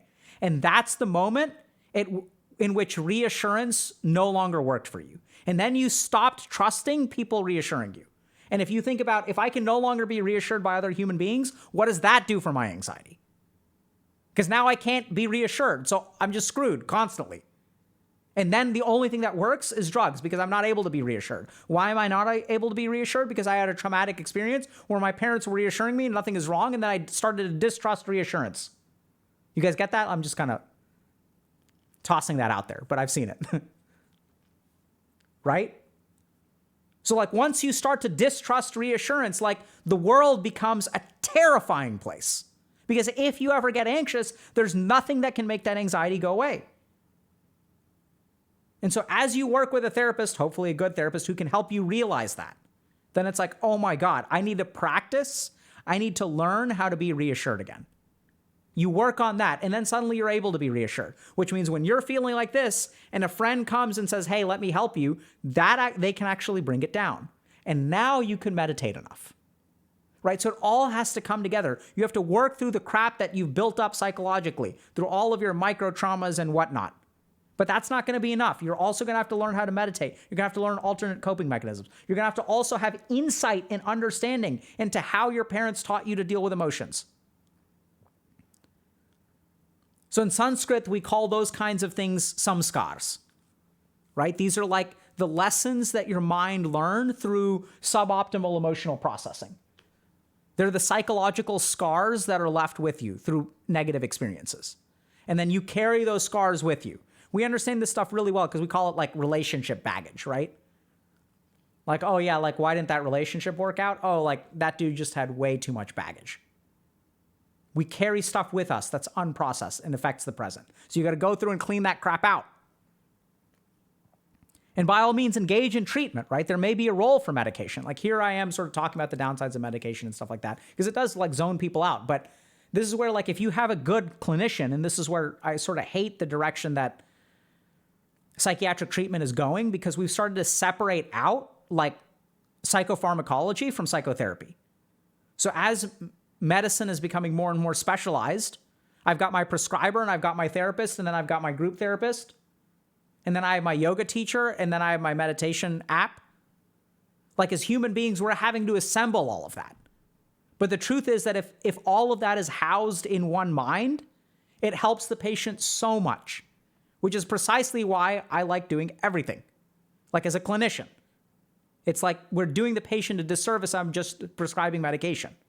And then I'm supposed to have a conversation with their therapist once every 2 months to try to get the lowdown. Like that works. Coordination of care is important, but like ideally, like one person is going to be able to do it all. One person is going to teach you meditation. One person is going to pick their meditation based on what traumas you've had. And they're also going to figure out, okay, I'm going to start this medication. We're going to teach you this meditation. And then in 8 weeks, hopefully the meditation is going to work. And I'm going to know ahead of time that we're going to try to cut down on the medication.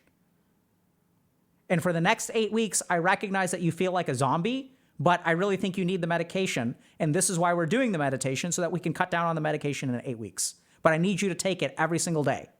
And I recognize it sucks and you can't create art. And it all needs to be put together.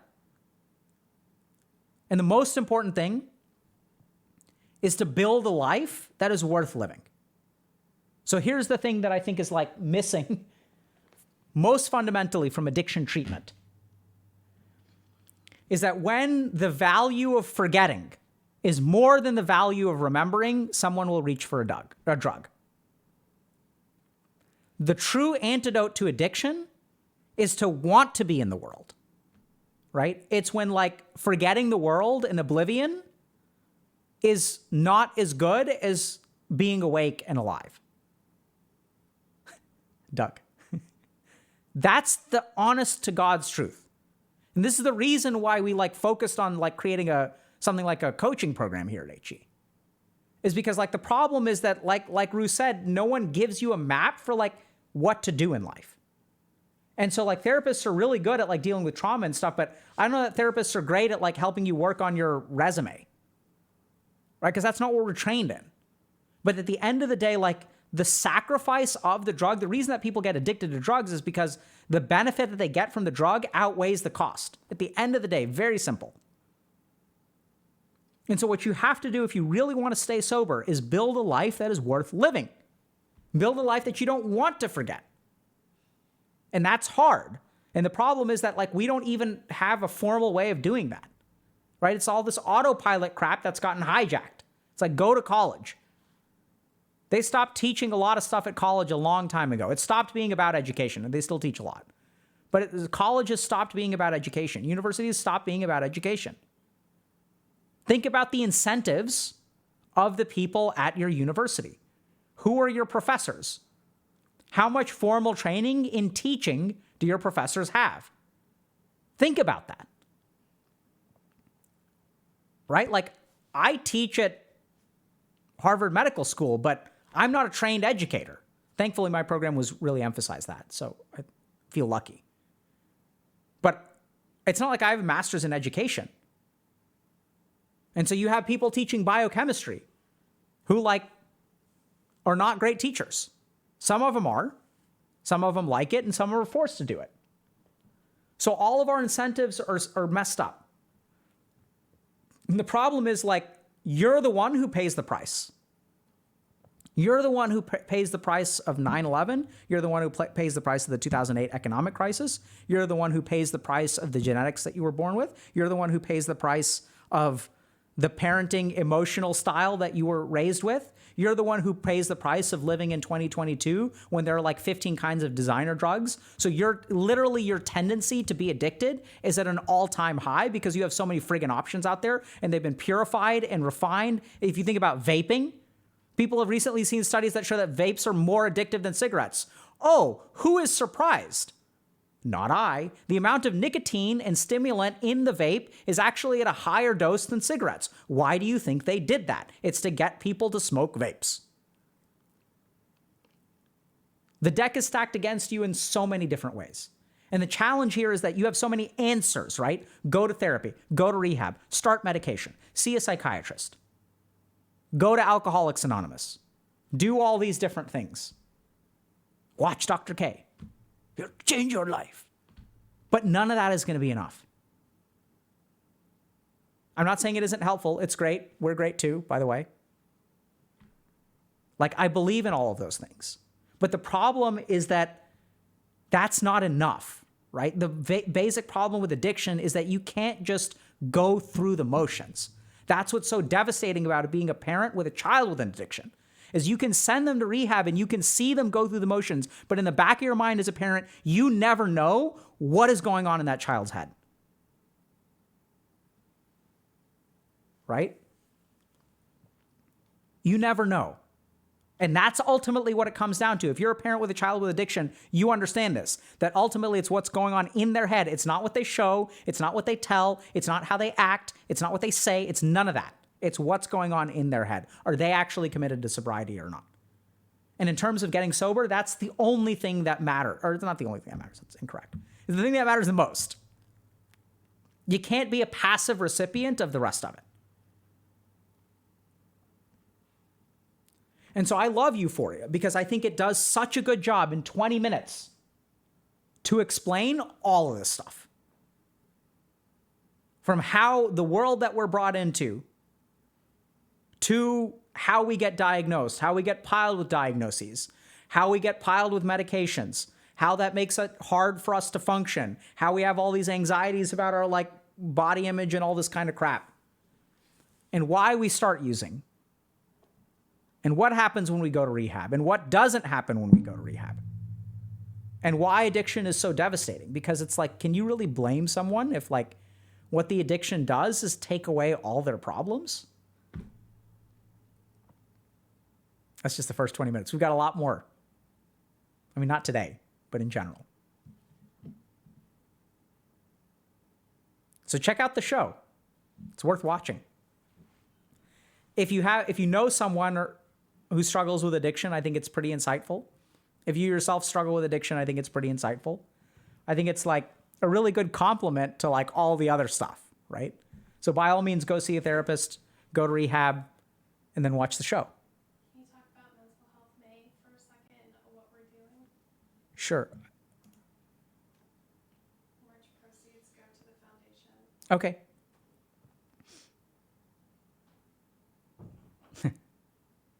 Did you like the rest as well? I haven't finished it. So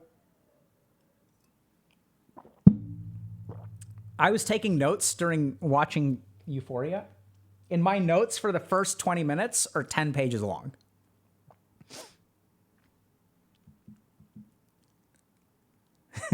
So we have so much, dude. Do you guys want to hear about, like, maybe we can vote or something? I don't know.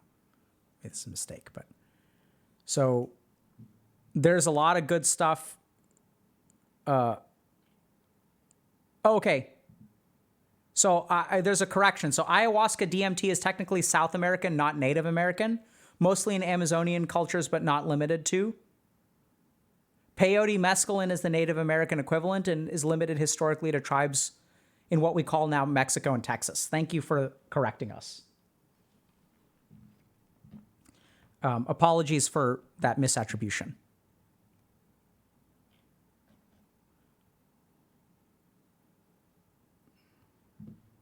Questions?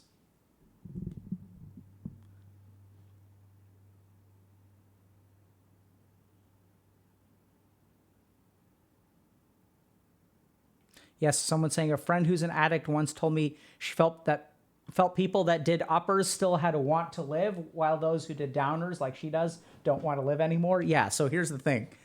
There's a lot of wisdom to come out of addiction. A lot of wisdom. I don't know if that's true for all people, but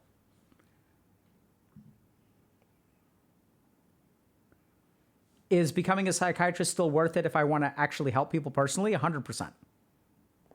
I love being a psychiatrist.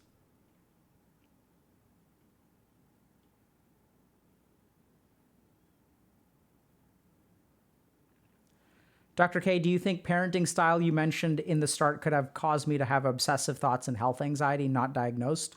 Sort of. So that's where so the point I'm trying to make is that when it comes to you as a person, you can't fix any particular thing with just one-dimensional treatment, and not one of these things causes who you are. Right? So it's like there's a genetic component, there's an upbringing component, there's a world is going to hell component. So your health anxiety or obsessive thoughts, could they have been influenced by your parents? Certainly. But that's where, if you haven't been diagnosed, I would go talk to someone about that, right? So get an expert opinion and help figure out where does this part of me come from? Because that's important to understand.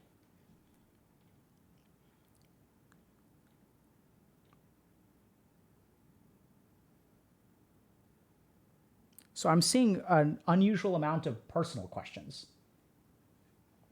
How do you get out of reasoning addiction? Oh, wait, hold on. I don't know quite what that means. Are you addicted to reasoning, or I don't know what that means, but here's what I'd say. So some people get stuck in reasoning for sure, right? And if you're someone who just gets stuck in logic and doesn't act, there's a simple reason for that. It's because logic is a safe space, right? The realm of logic is a hypothetical. It's you can fantasize about relationships as much as you want to, and you're never going to get hurt. It's when you actually engage in a relationship that stuff is out of your control. And so a lot of people will tunnel down into logic and just rely on logic. How are you so mentally stable after seeing so many dark things? It's a good question. So first of all, there's an assumption that I'm mentally stable, which, time will tell. The second thing is that I think this is where we have an assumption that that things are dark and that darkness is bad. Whereas my experience of seeing darkness is that's actually when you see real strength and real wisdom. And so people think that it's bad. How can I sit with people day after day and listen to their trauma and stuff? It's because it's out of that strength that they become the people that they are. Right? Which can be amazing, beautiful, powerful things. And so it's not like you just take the darkness on. That's what happens. And the cool thing is I don't know how to say this, but it's inspiring to see someone come out of that. And the devastation of hearing about someone's trauma is outweighed by watching them overcome it. Right? And so I get to see those wins too. And that's why I do this work. It's because there are wins to be had. This is a fight that can be won.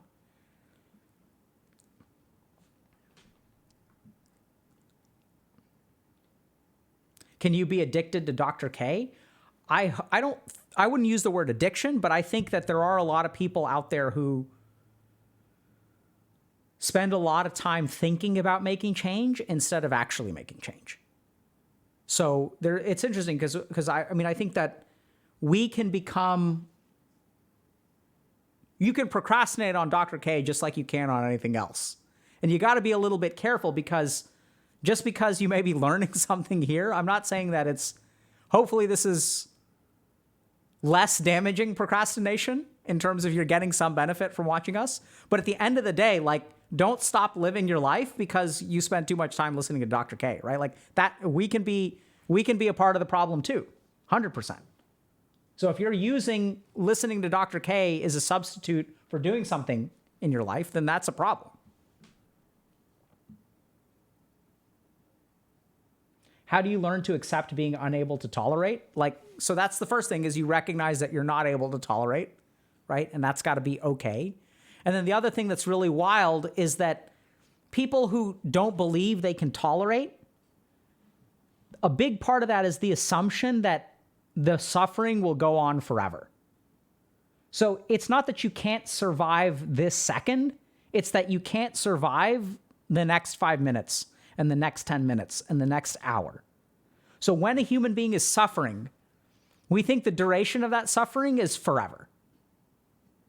And especially when we start to use drugs, something weird happens in the mind where when we get instant relief, so, I wish I could explain this well. This may not make any sense, but the more instant my relief is, the longer my suffering feels.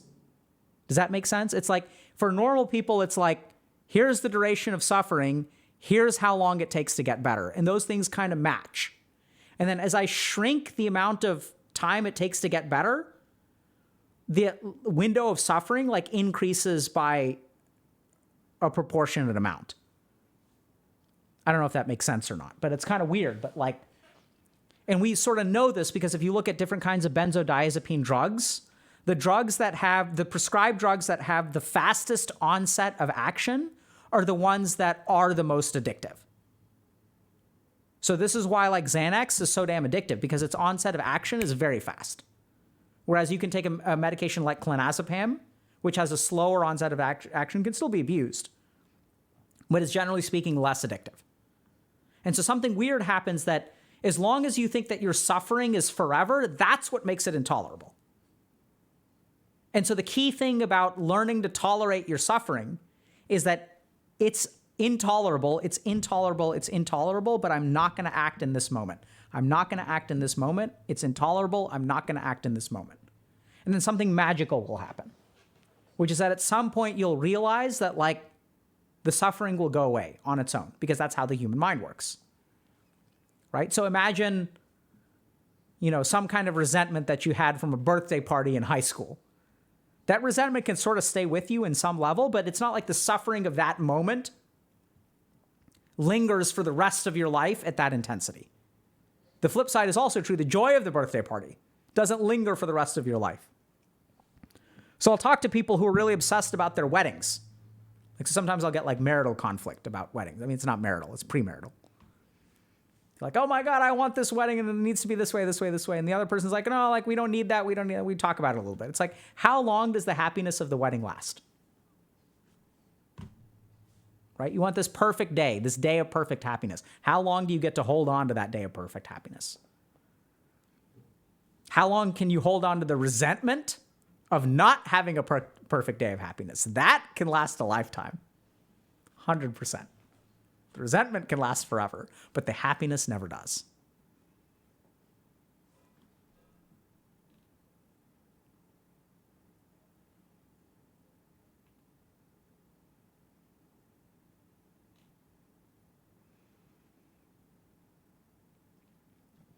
Are there any major differences between substance use addiction and screen addiction other than physiological? Well, I'd say the biggest difference is physiological.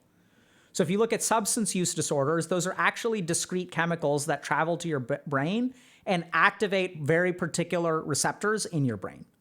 Whereas behavioral addictions like screen addiction, pornography addiction, those work in a different way. So it's not like a discrete action on one part of your brain. My general take, right? So this may not be correct.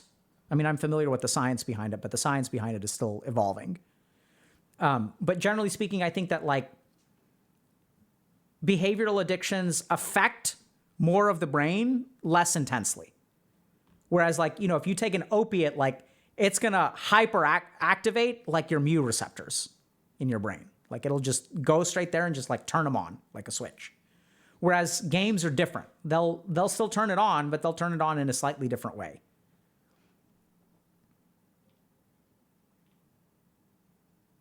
Starting medical school in July, any advice? Love the channel. Thank you for all the great content. My advice, first of all, congratulations. Awesome that you're starting medical school. And don't forget why you're doing it. That's the biggest thing. Medical school becomes such a microcosm where everyone like forgets about the real world.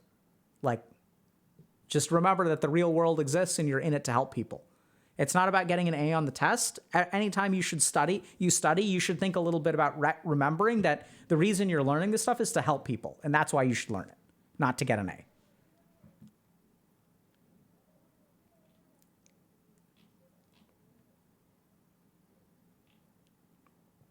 What do you think about internal family systems for therapy? So I hear a lot of cool things about IFS. It's not something that I've specifically trained in or know too much about. So I tend to steer clear about like commenting on it very much. We're thinking about doing something, but I need to learn about it a little bit more. So is it possible we find others to be a drug instead of substances as well? Absolutely. So that's where like a substances do something very specific in the brain, but remember all the anxieties and all the worries you have, like we use other coping mechanisms. And sometimes those coping mechanisms are people, right? And it's like, I don't know how to say this, but I was working with someone who was in a string of toxic, crazy relationships. And then like, they were like, I'm tired of doing this. And then the more we dug down into it, what we realized is that this person really, really loved fixing problems. So it's not like even they were trying to fix the other person, but it's just when they're dealing with a really crazy relationship and they're putting their house in order from that crazy relationship, they really felt like very good about it because there's so much progress to be made when it comes to like, unhealthy relationships, even if that means leaving the relationship. It's kind of weird, but like we can use people as all kinds of crutches. Absolutely.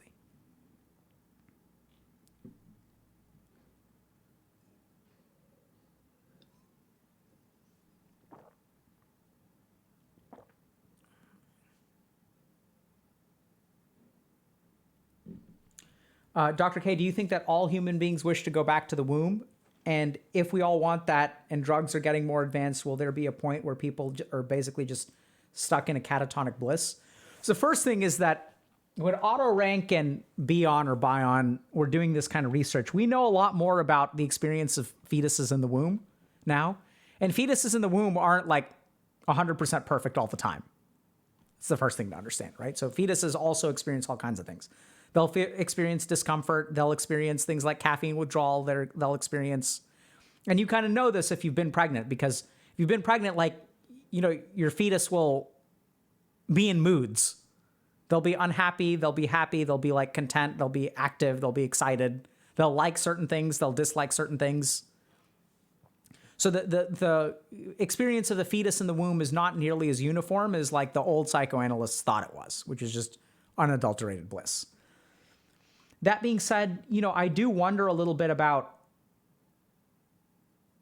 where people are just basically stuck in a catatonic bliss. Like, I think we are closer to that than we even realize. Let me see if I can find this.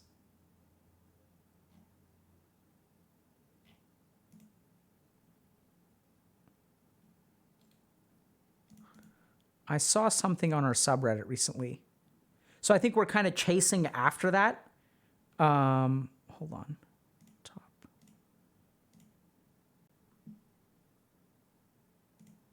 Yeah, here it is. This is great. So let's just talk about this for a second. So the question is,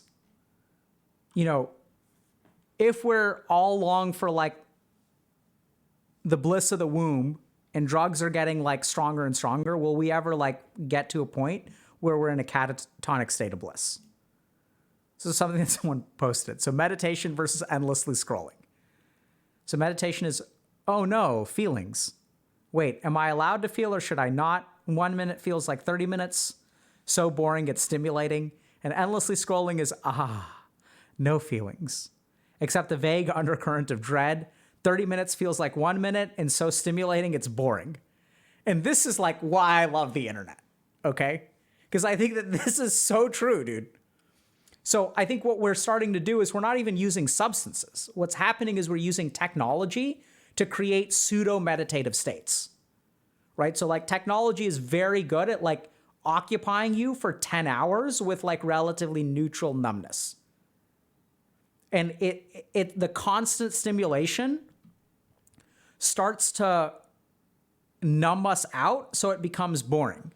So if you play a game for 1 hour, it's so much fun. If you play a game for 10 hours, it becomes boring.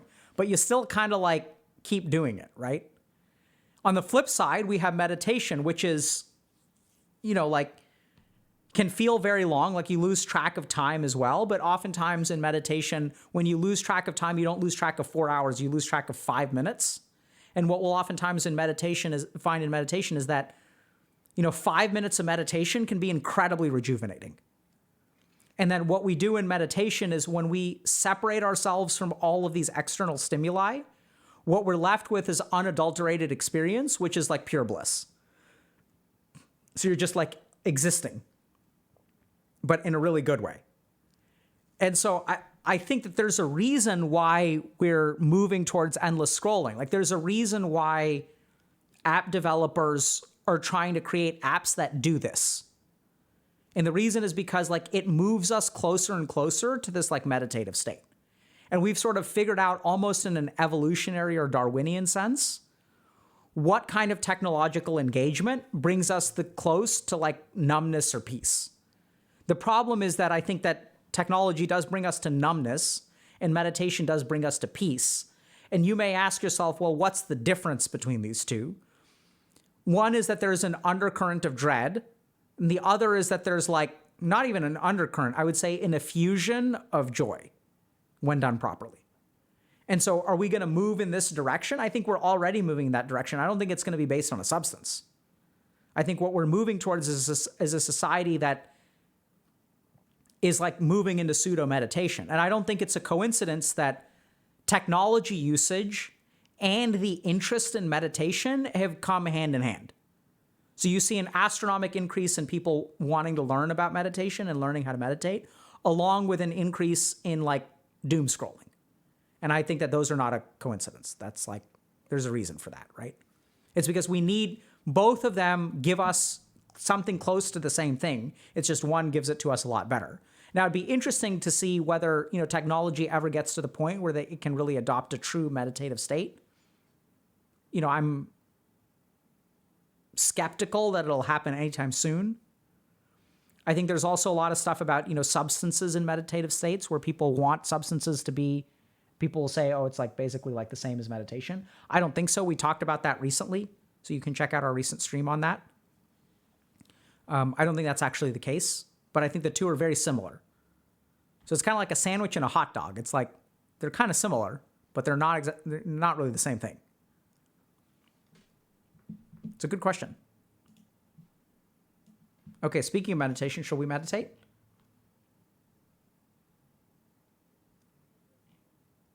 If it's catatonic, is it bliss? I don't think so. So that's the other thing. Well said. So I think the big difference between the meditative state and the kind of catatonic doom scrolling state is awareness. So meditation has a much more unadulterated awareness, and doom scrolling tends to have like numbness. Monka, my post? Thank you for posting.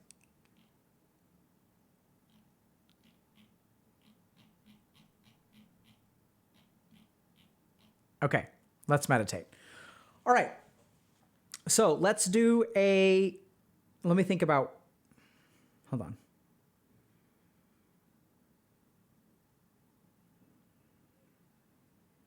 Okay, this meditation is going to be weird. All right. So this is going to be a more prana-oriented, people are wondering how to tolerate, right? So how can you tolerate? Let me explain. So what we're going to do is we're going to do a tolerance-oriented breathing meditation, but there's going to be something that's a little bit strange about it.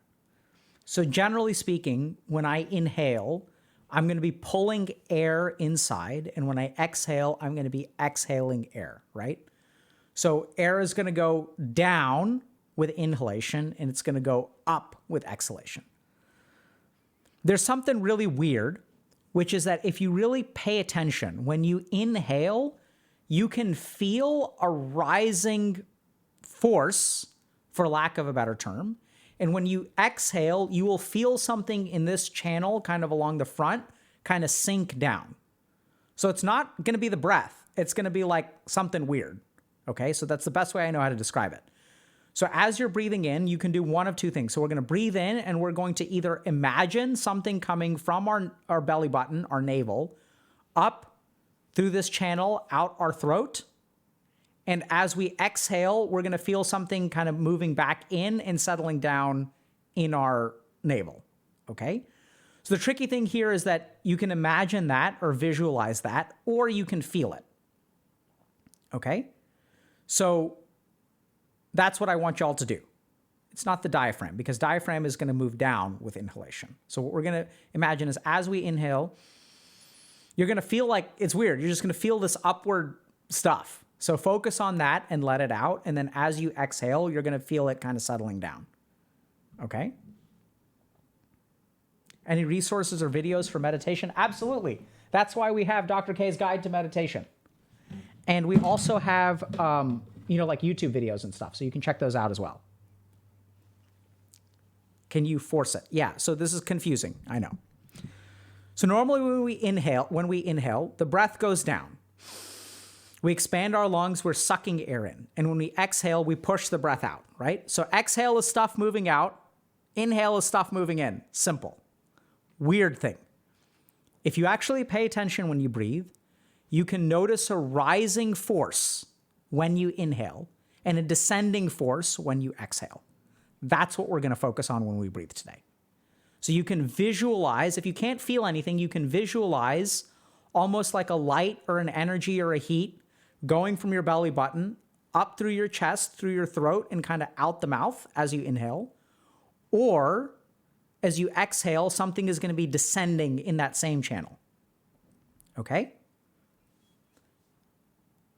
And so it's kind of weird. So just, if you notice it, fantastic. If you don't notice it, you can visualize. Okay? And then when it comes to the tolerance of emotions, if there is an emotion that you are struggling to tolerate, you can do this practice in the moment to help tolerate that emotion and ride that out. Or if you do this practice on a daily basis, think about that which you want to tolerate, even if you don't feel it right now, and just sort of focus on that and sort of imagine that as you breathe in, you're letting that thing out. So it's going to be weaker and you don't have to tolerate it as powerfully. And then as you exhale, you're kind of settling down and grounding yourself. So set an intention. So you can say like, okay, if I have social anxiety, we're going to set an intention that when I do this practice for 5 minutes, it's going to help me manage my social anxiety. My ability to manage my social anxiety is going to be easier because I'm actually digesting the social anxiety. I'm reducing its potency through this practice. Then you can practice this for 5 to 10 minutes a day. I would suggest starting with something like alternate nostril breathing. We're not going to do that today. For like 5 minutes, and then you can do this practice, and you can even end with something like chanting. Okay? All right. So take it. Sit up straight, back straight, neck straight. We're going to start by just yawning, apparently. So we're going to start by just letting our body and our mind kind of settle. Work out the kinks. Yawn if you need to. Burp if you need to. Sneeze if you need to. Take a moment to center yourself. Give your body a chance to work out whatever sensations it has.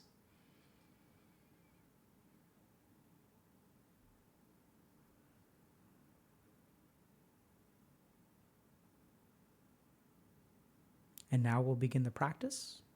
So take a deep breath in. And then out.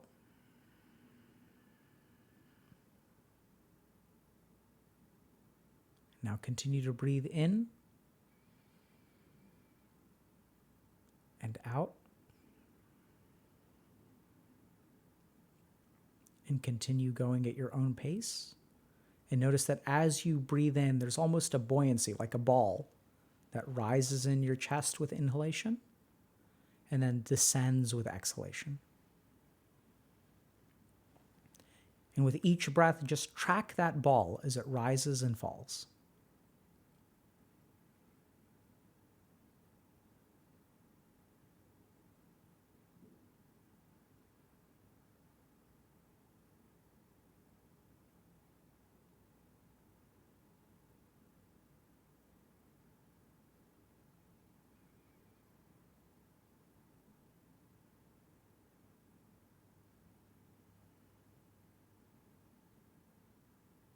So what we're really going to be focusing on is the passage between our navel or belly button and our throat. So we're bringing something up with each inhalation, and we're letting it rest with each exhalation.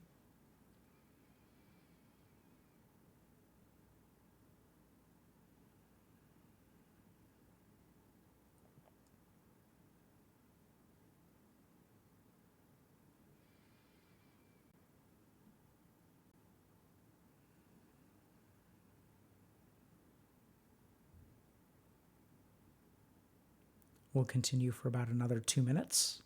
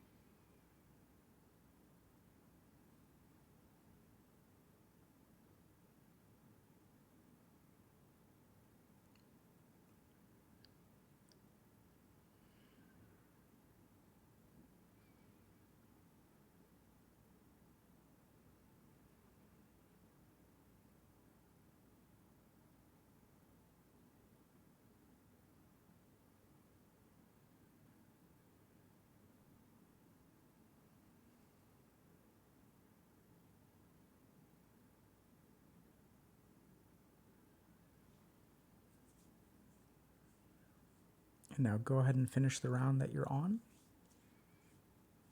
Let your eyes remain closed. And start to appreciate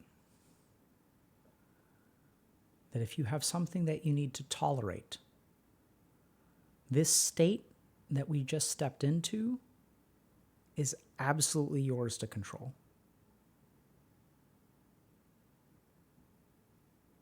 This peace, this focus, this stability is yours to access. And have faith in yourself that if you find yourself with a craving, if you find yourself restrained by an emotion and unable to act, this is the practice that will help you with that. Go ahead and come back. Now, for those of you who are interested in learning a little bit more about this practice from a spiritual or mystical sense, this practice essentially connects the Vishuddha chakra with the Manipura chakra. So for people who are struggling to act due to emotions, this is a good practice. So that connection between Vishuddha and Manipur is what will govern our ability to act in spite of emotions. So if something is holding you back that's emotional from acting, this is the best practice to do.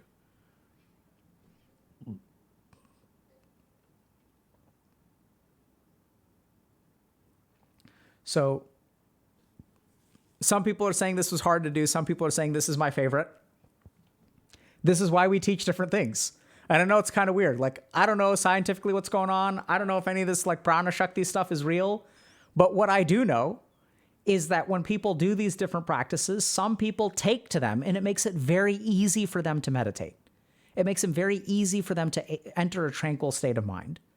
Meditation is not supposed to be hard, right? If meditation is hard, that means that your teacher isn't teaching you right. And it's about finding the right practice for you. If you have trouble breathing through your nose, breathe through whatever you can. But that's also where you may not want to do a breath-oriented practice. And the question still remains, why are you having trouble breathing through your nose? And what do you need to do about that? Do I have a main way of meditation? I do.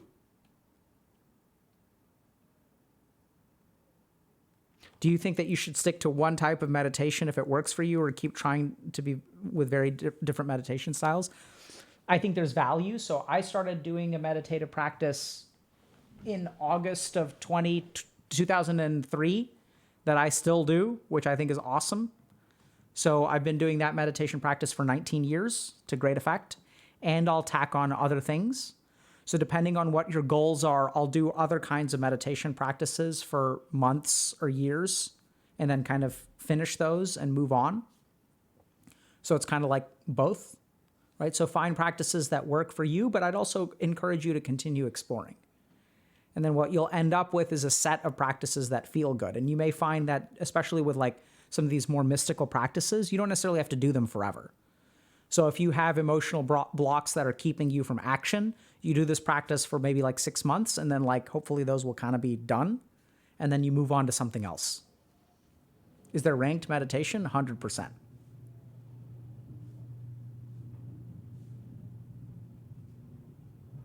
Why you want to lean forward after a while? Maybe because your muscles are fatigued. And so this is why asana for Patanjali happens before meditation. So the reason that people do yoga postures is to prepare your body for meditation.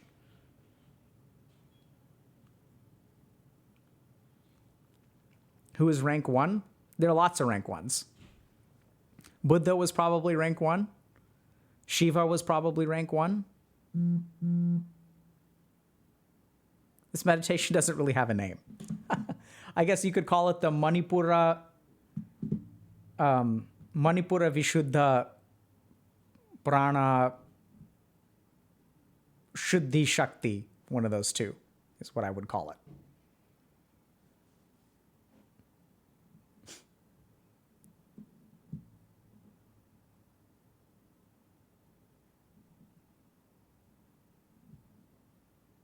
Yeah, so this is, so it's Manipura Vishuddha Prana Shuddhi.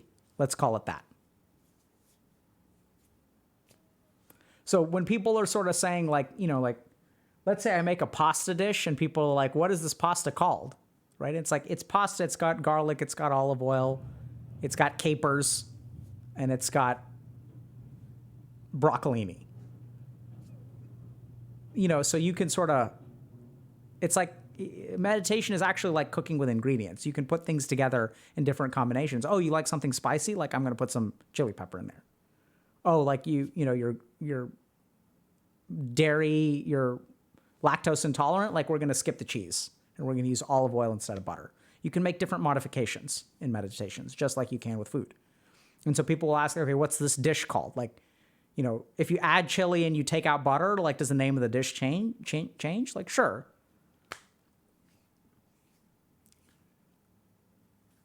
Got it?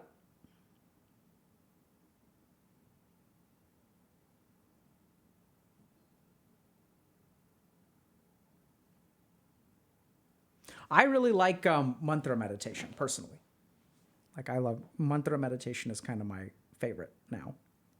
It used to be Agnya Chakra meditation. So Agnya Chakra meditation is to gain insight and understanding of things.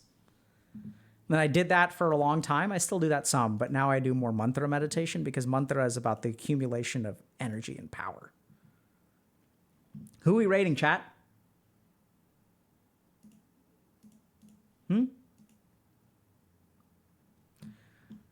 Okay, so a couple of announcements before we wrap up. So Mental Health May. So Mental Health Awareness Month is going on now. We're doing a lot of cool stuff. So we got some cool stuff lined up for streams. We've also got, guests. I think we're going to do a stream with Amaranth and a stream with Justaminx this week. Our merch store is live with like a new merch drop. 100% of the profits and all stream donations go to the Healthy Gamer Foundation. So yeah, check that out. And yeah, who are we rating?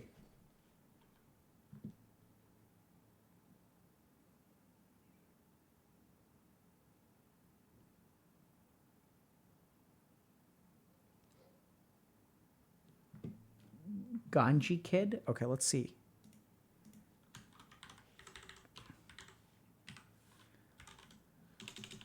Broxa?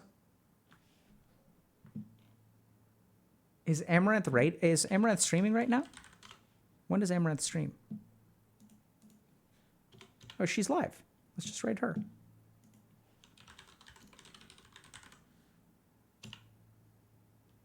I'm not entirely sure what's going on, but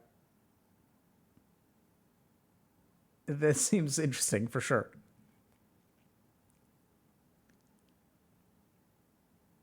Okay. Well, check that out. We'll see y'all on Wednesday. Okay. I'm 5'4". You're allowed to just swap me if I'm, you know. You just saw my Insta? What about that muscle? No, Do you have you a didn't. husky instead? That's what they want to have that husky instead. I don't. I should. You though. should actually. They're already Also right here, two of this them one. are already 8, and it's like I I don't know. I don't know if I want to make them an Instagram that'll grow.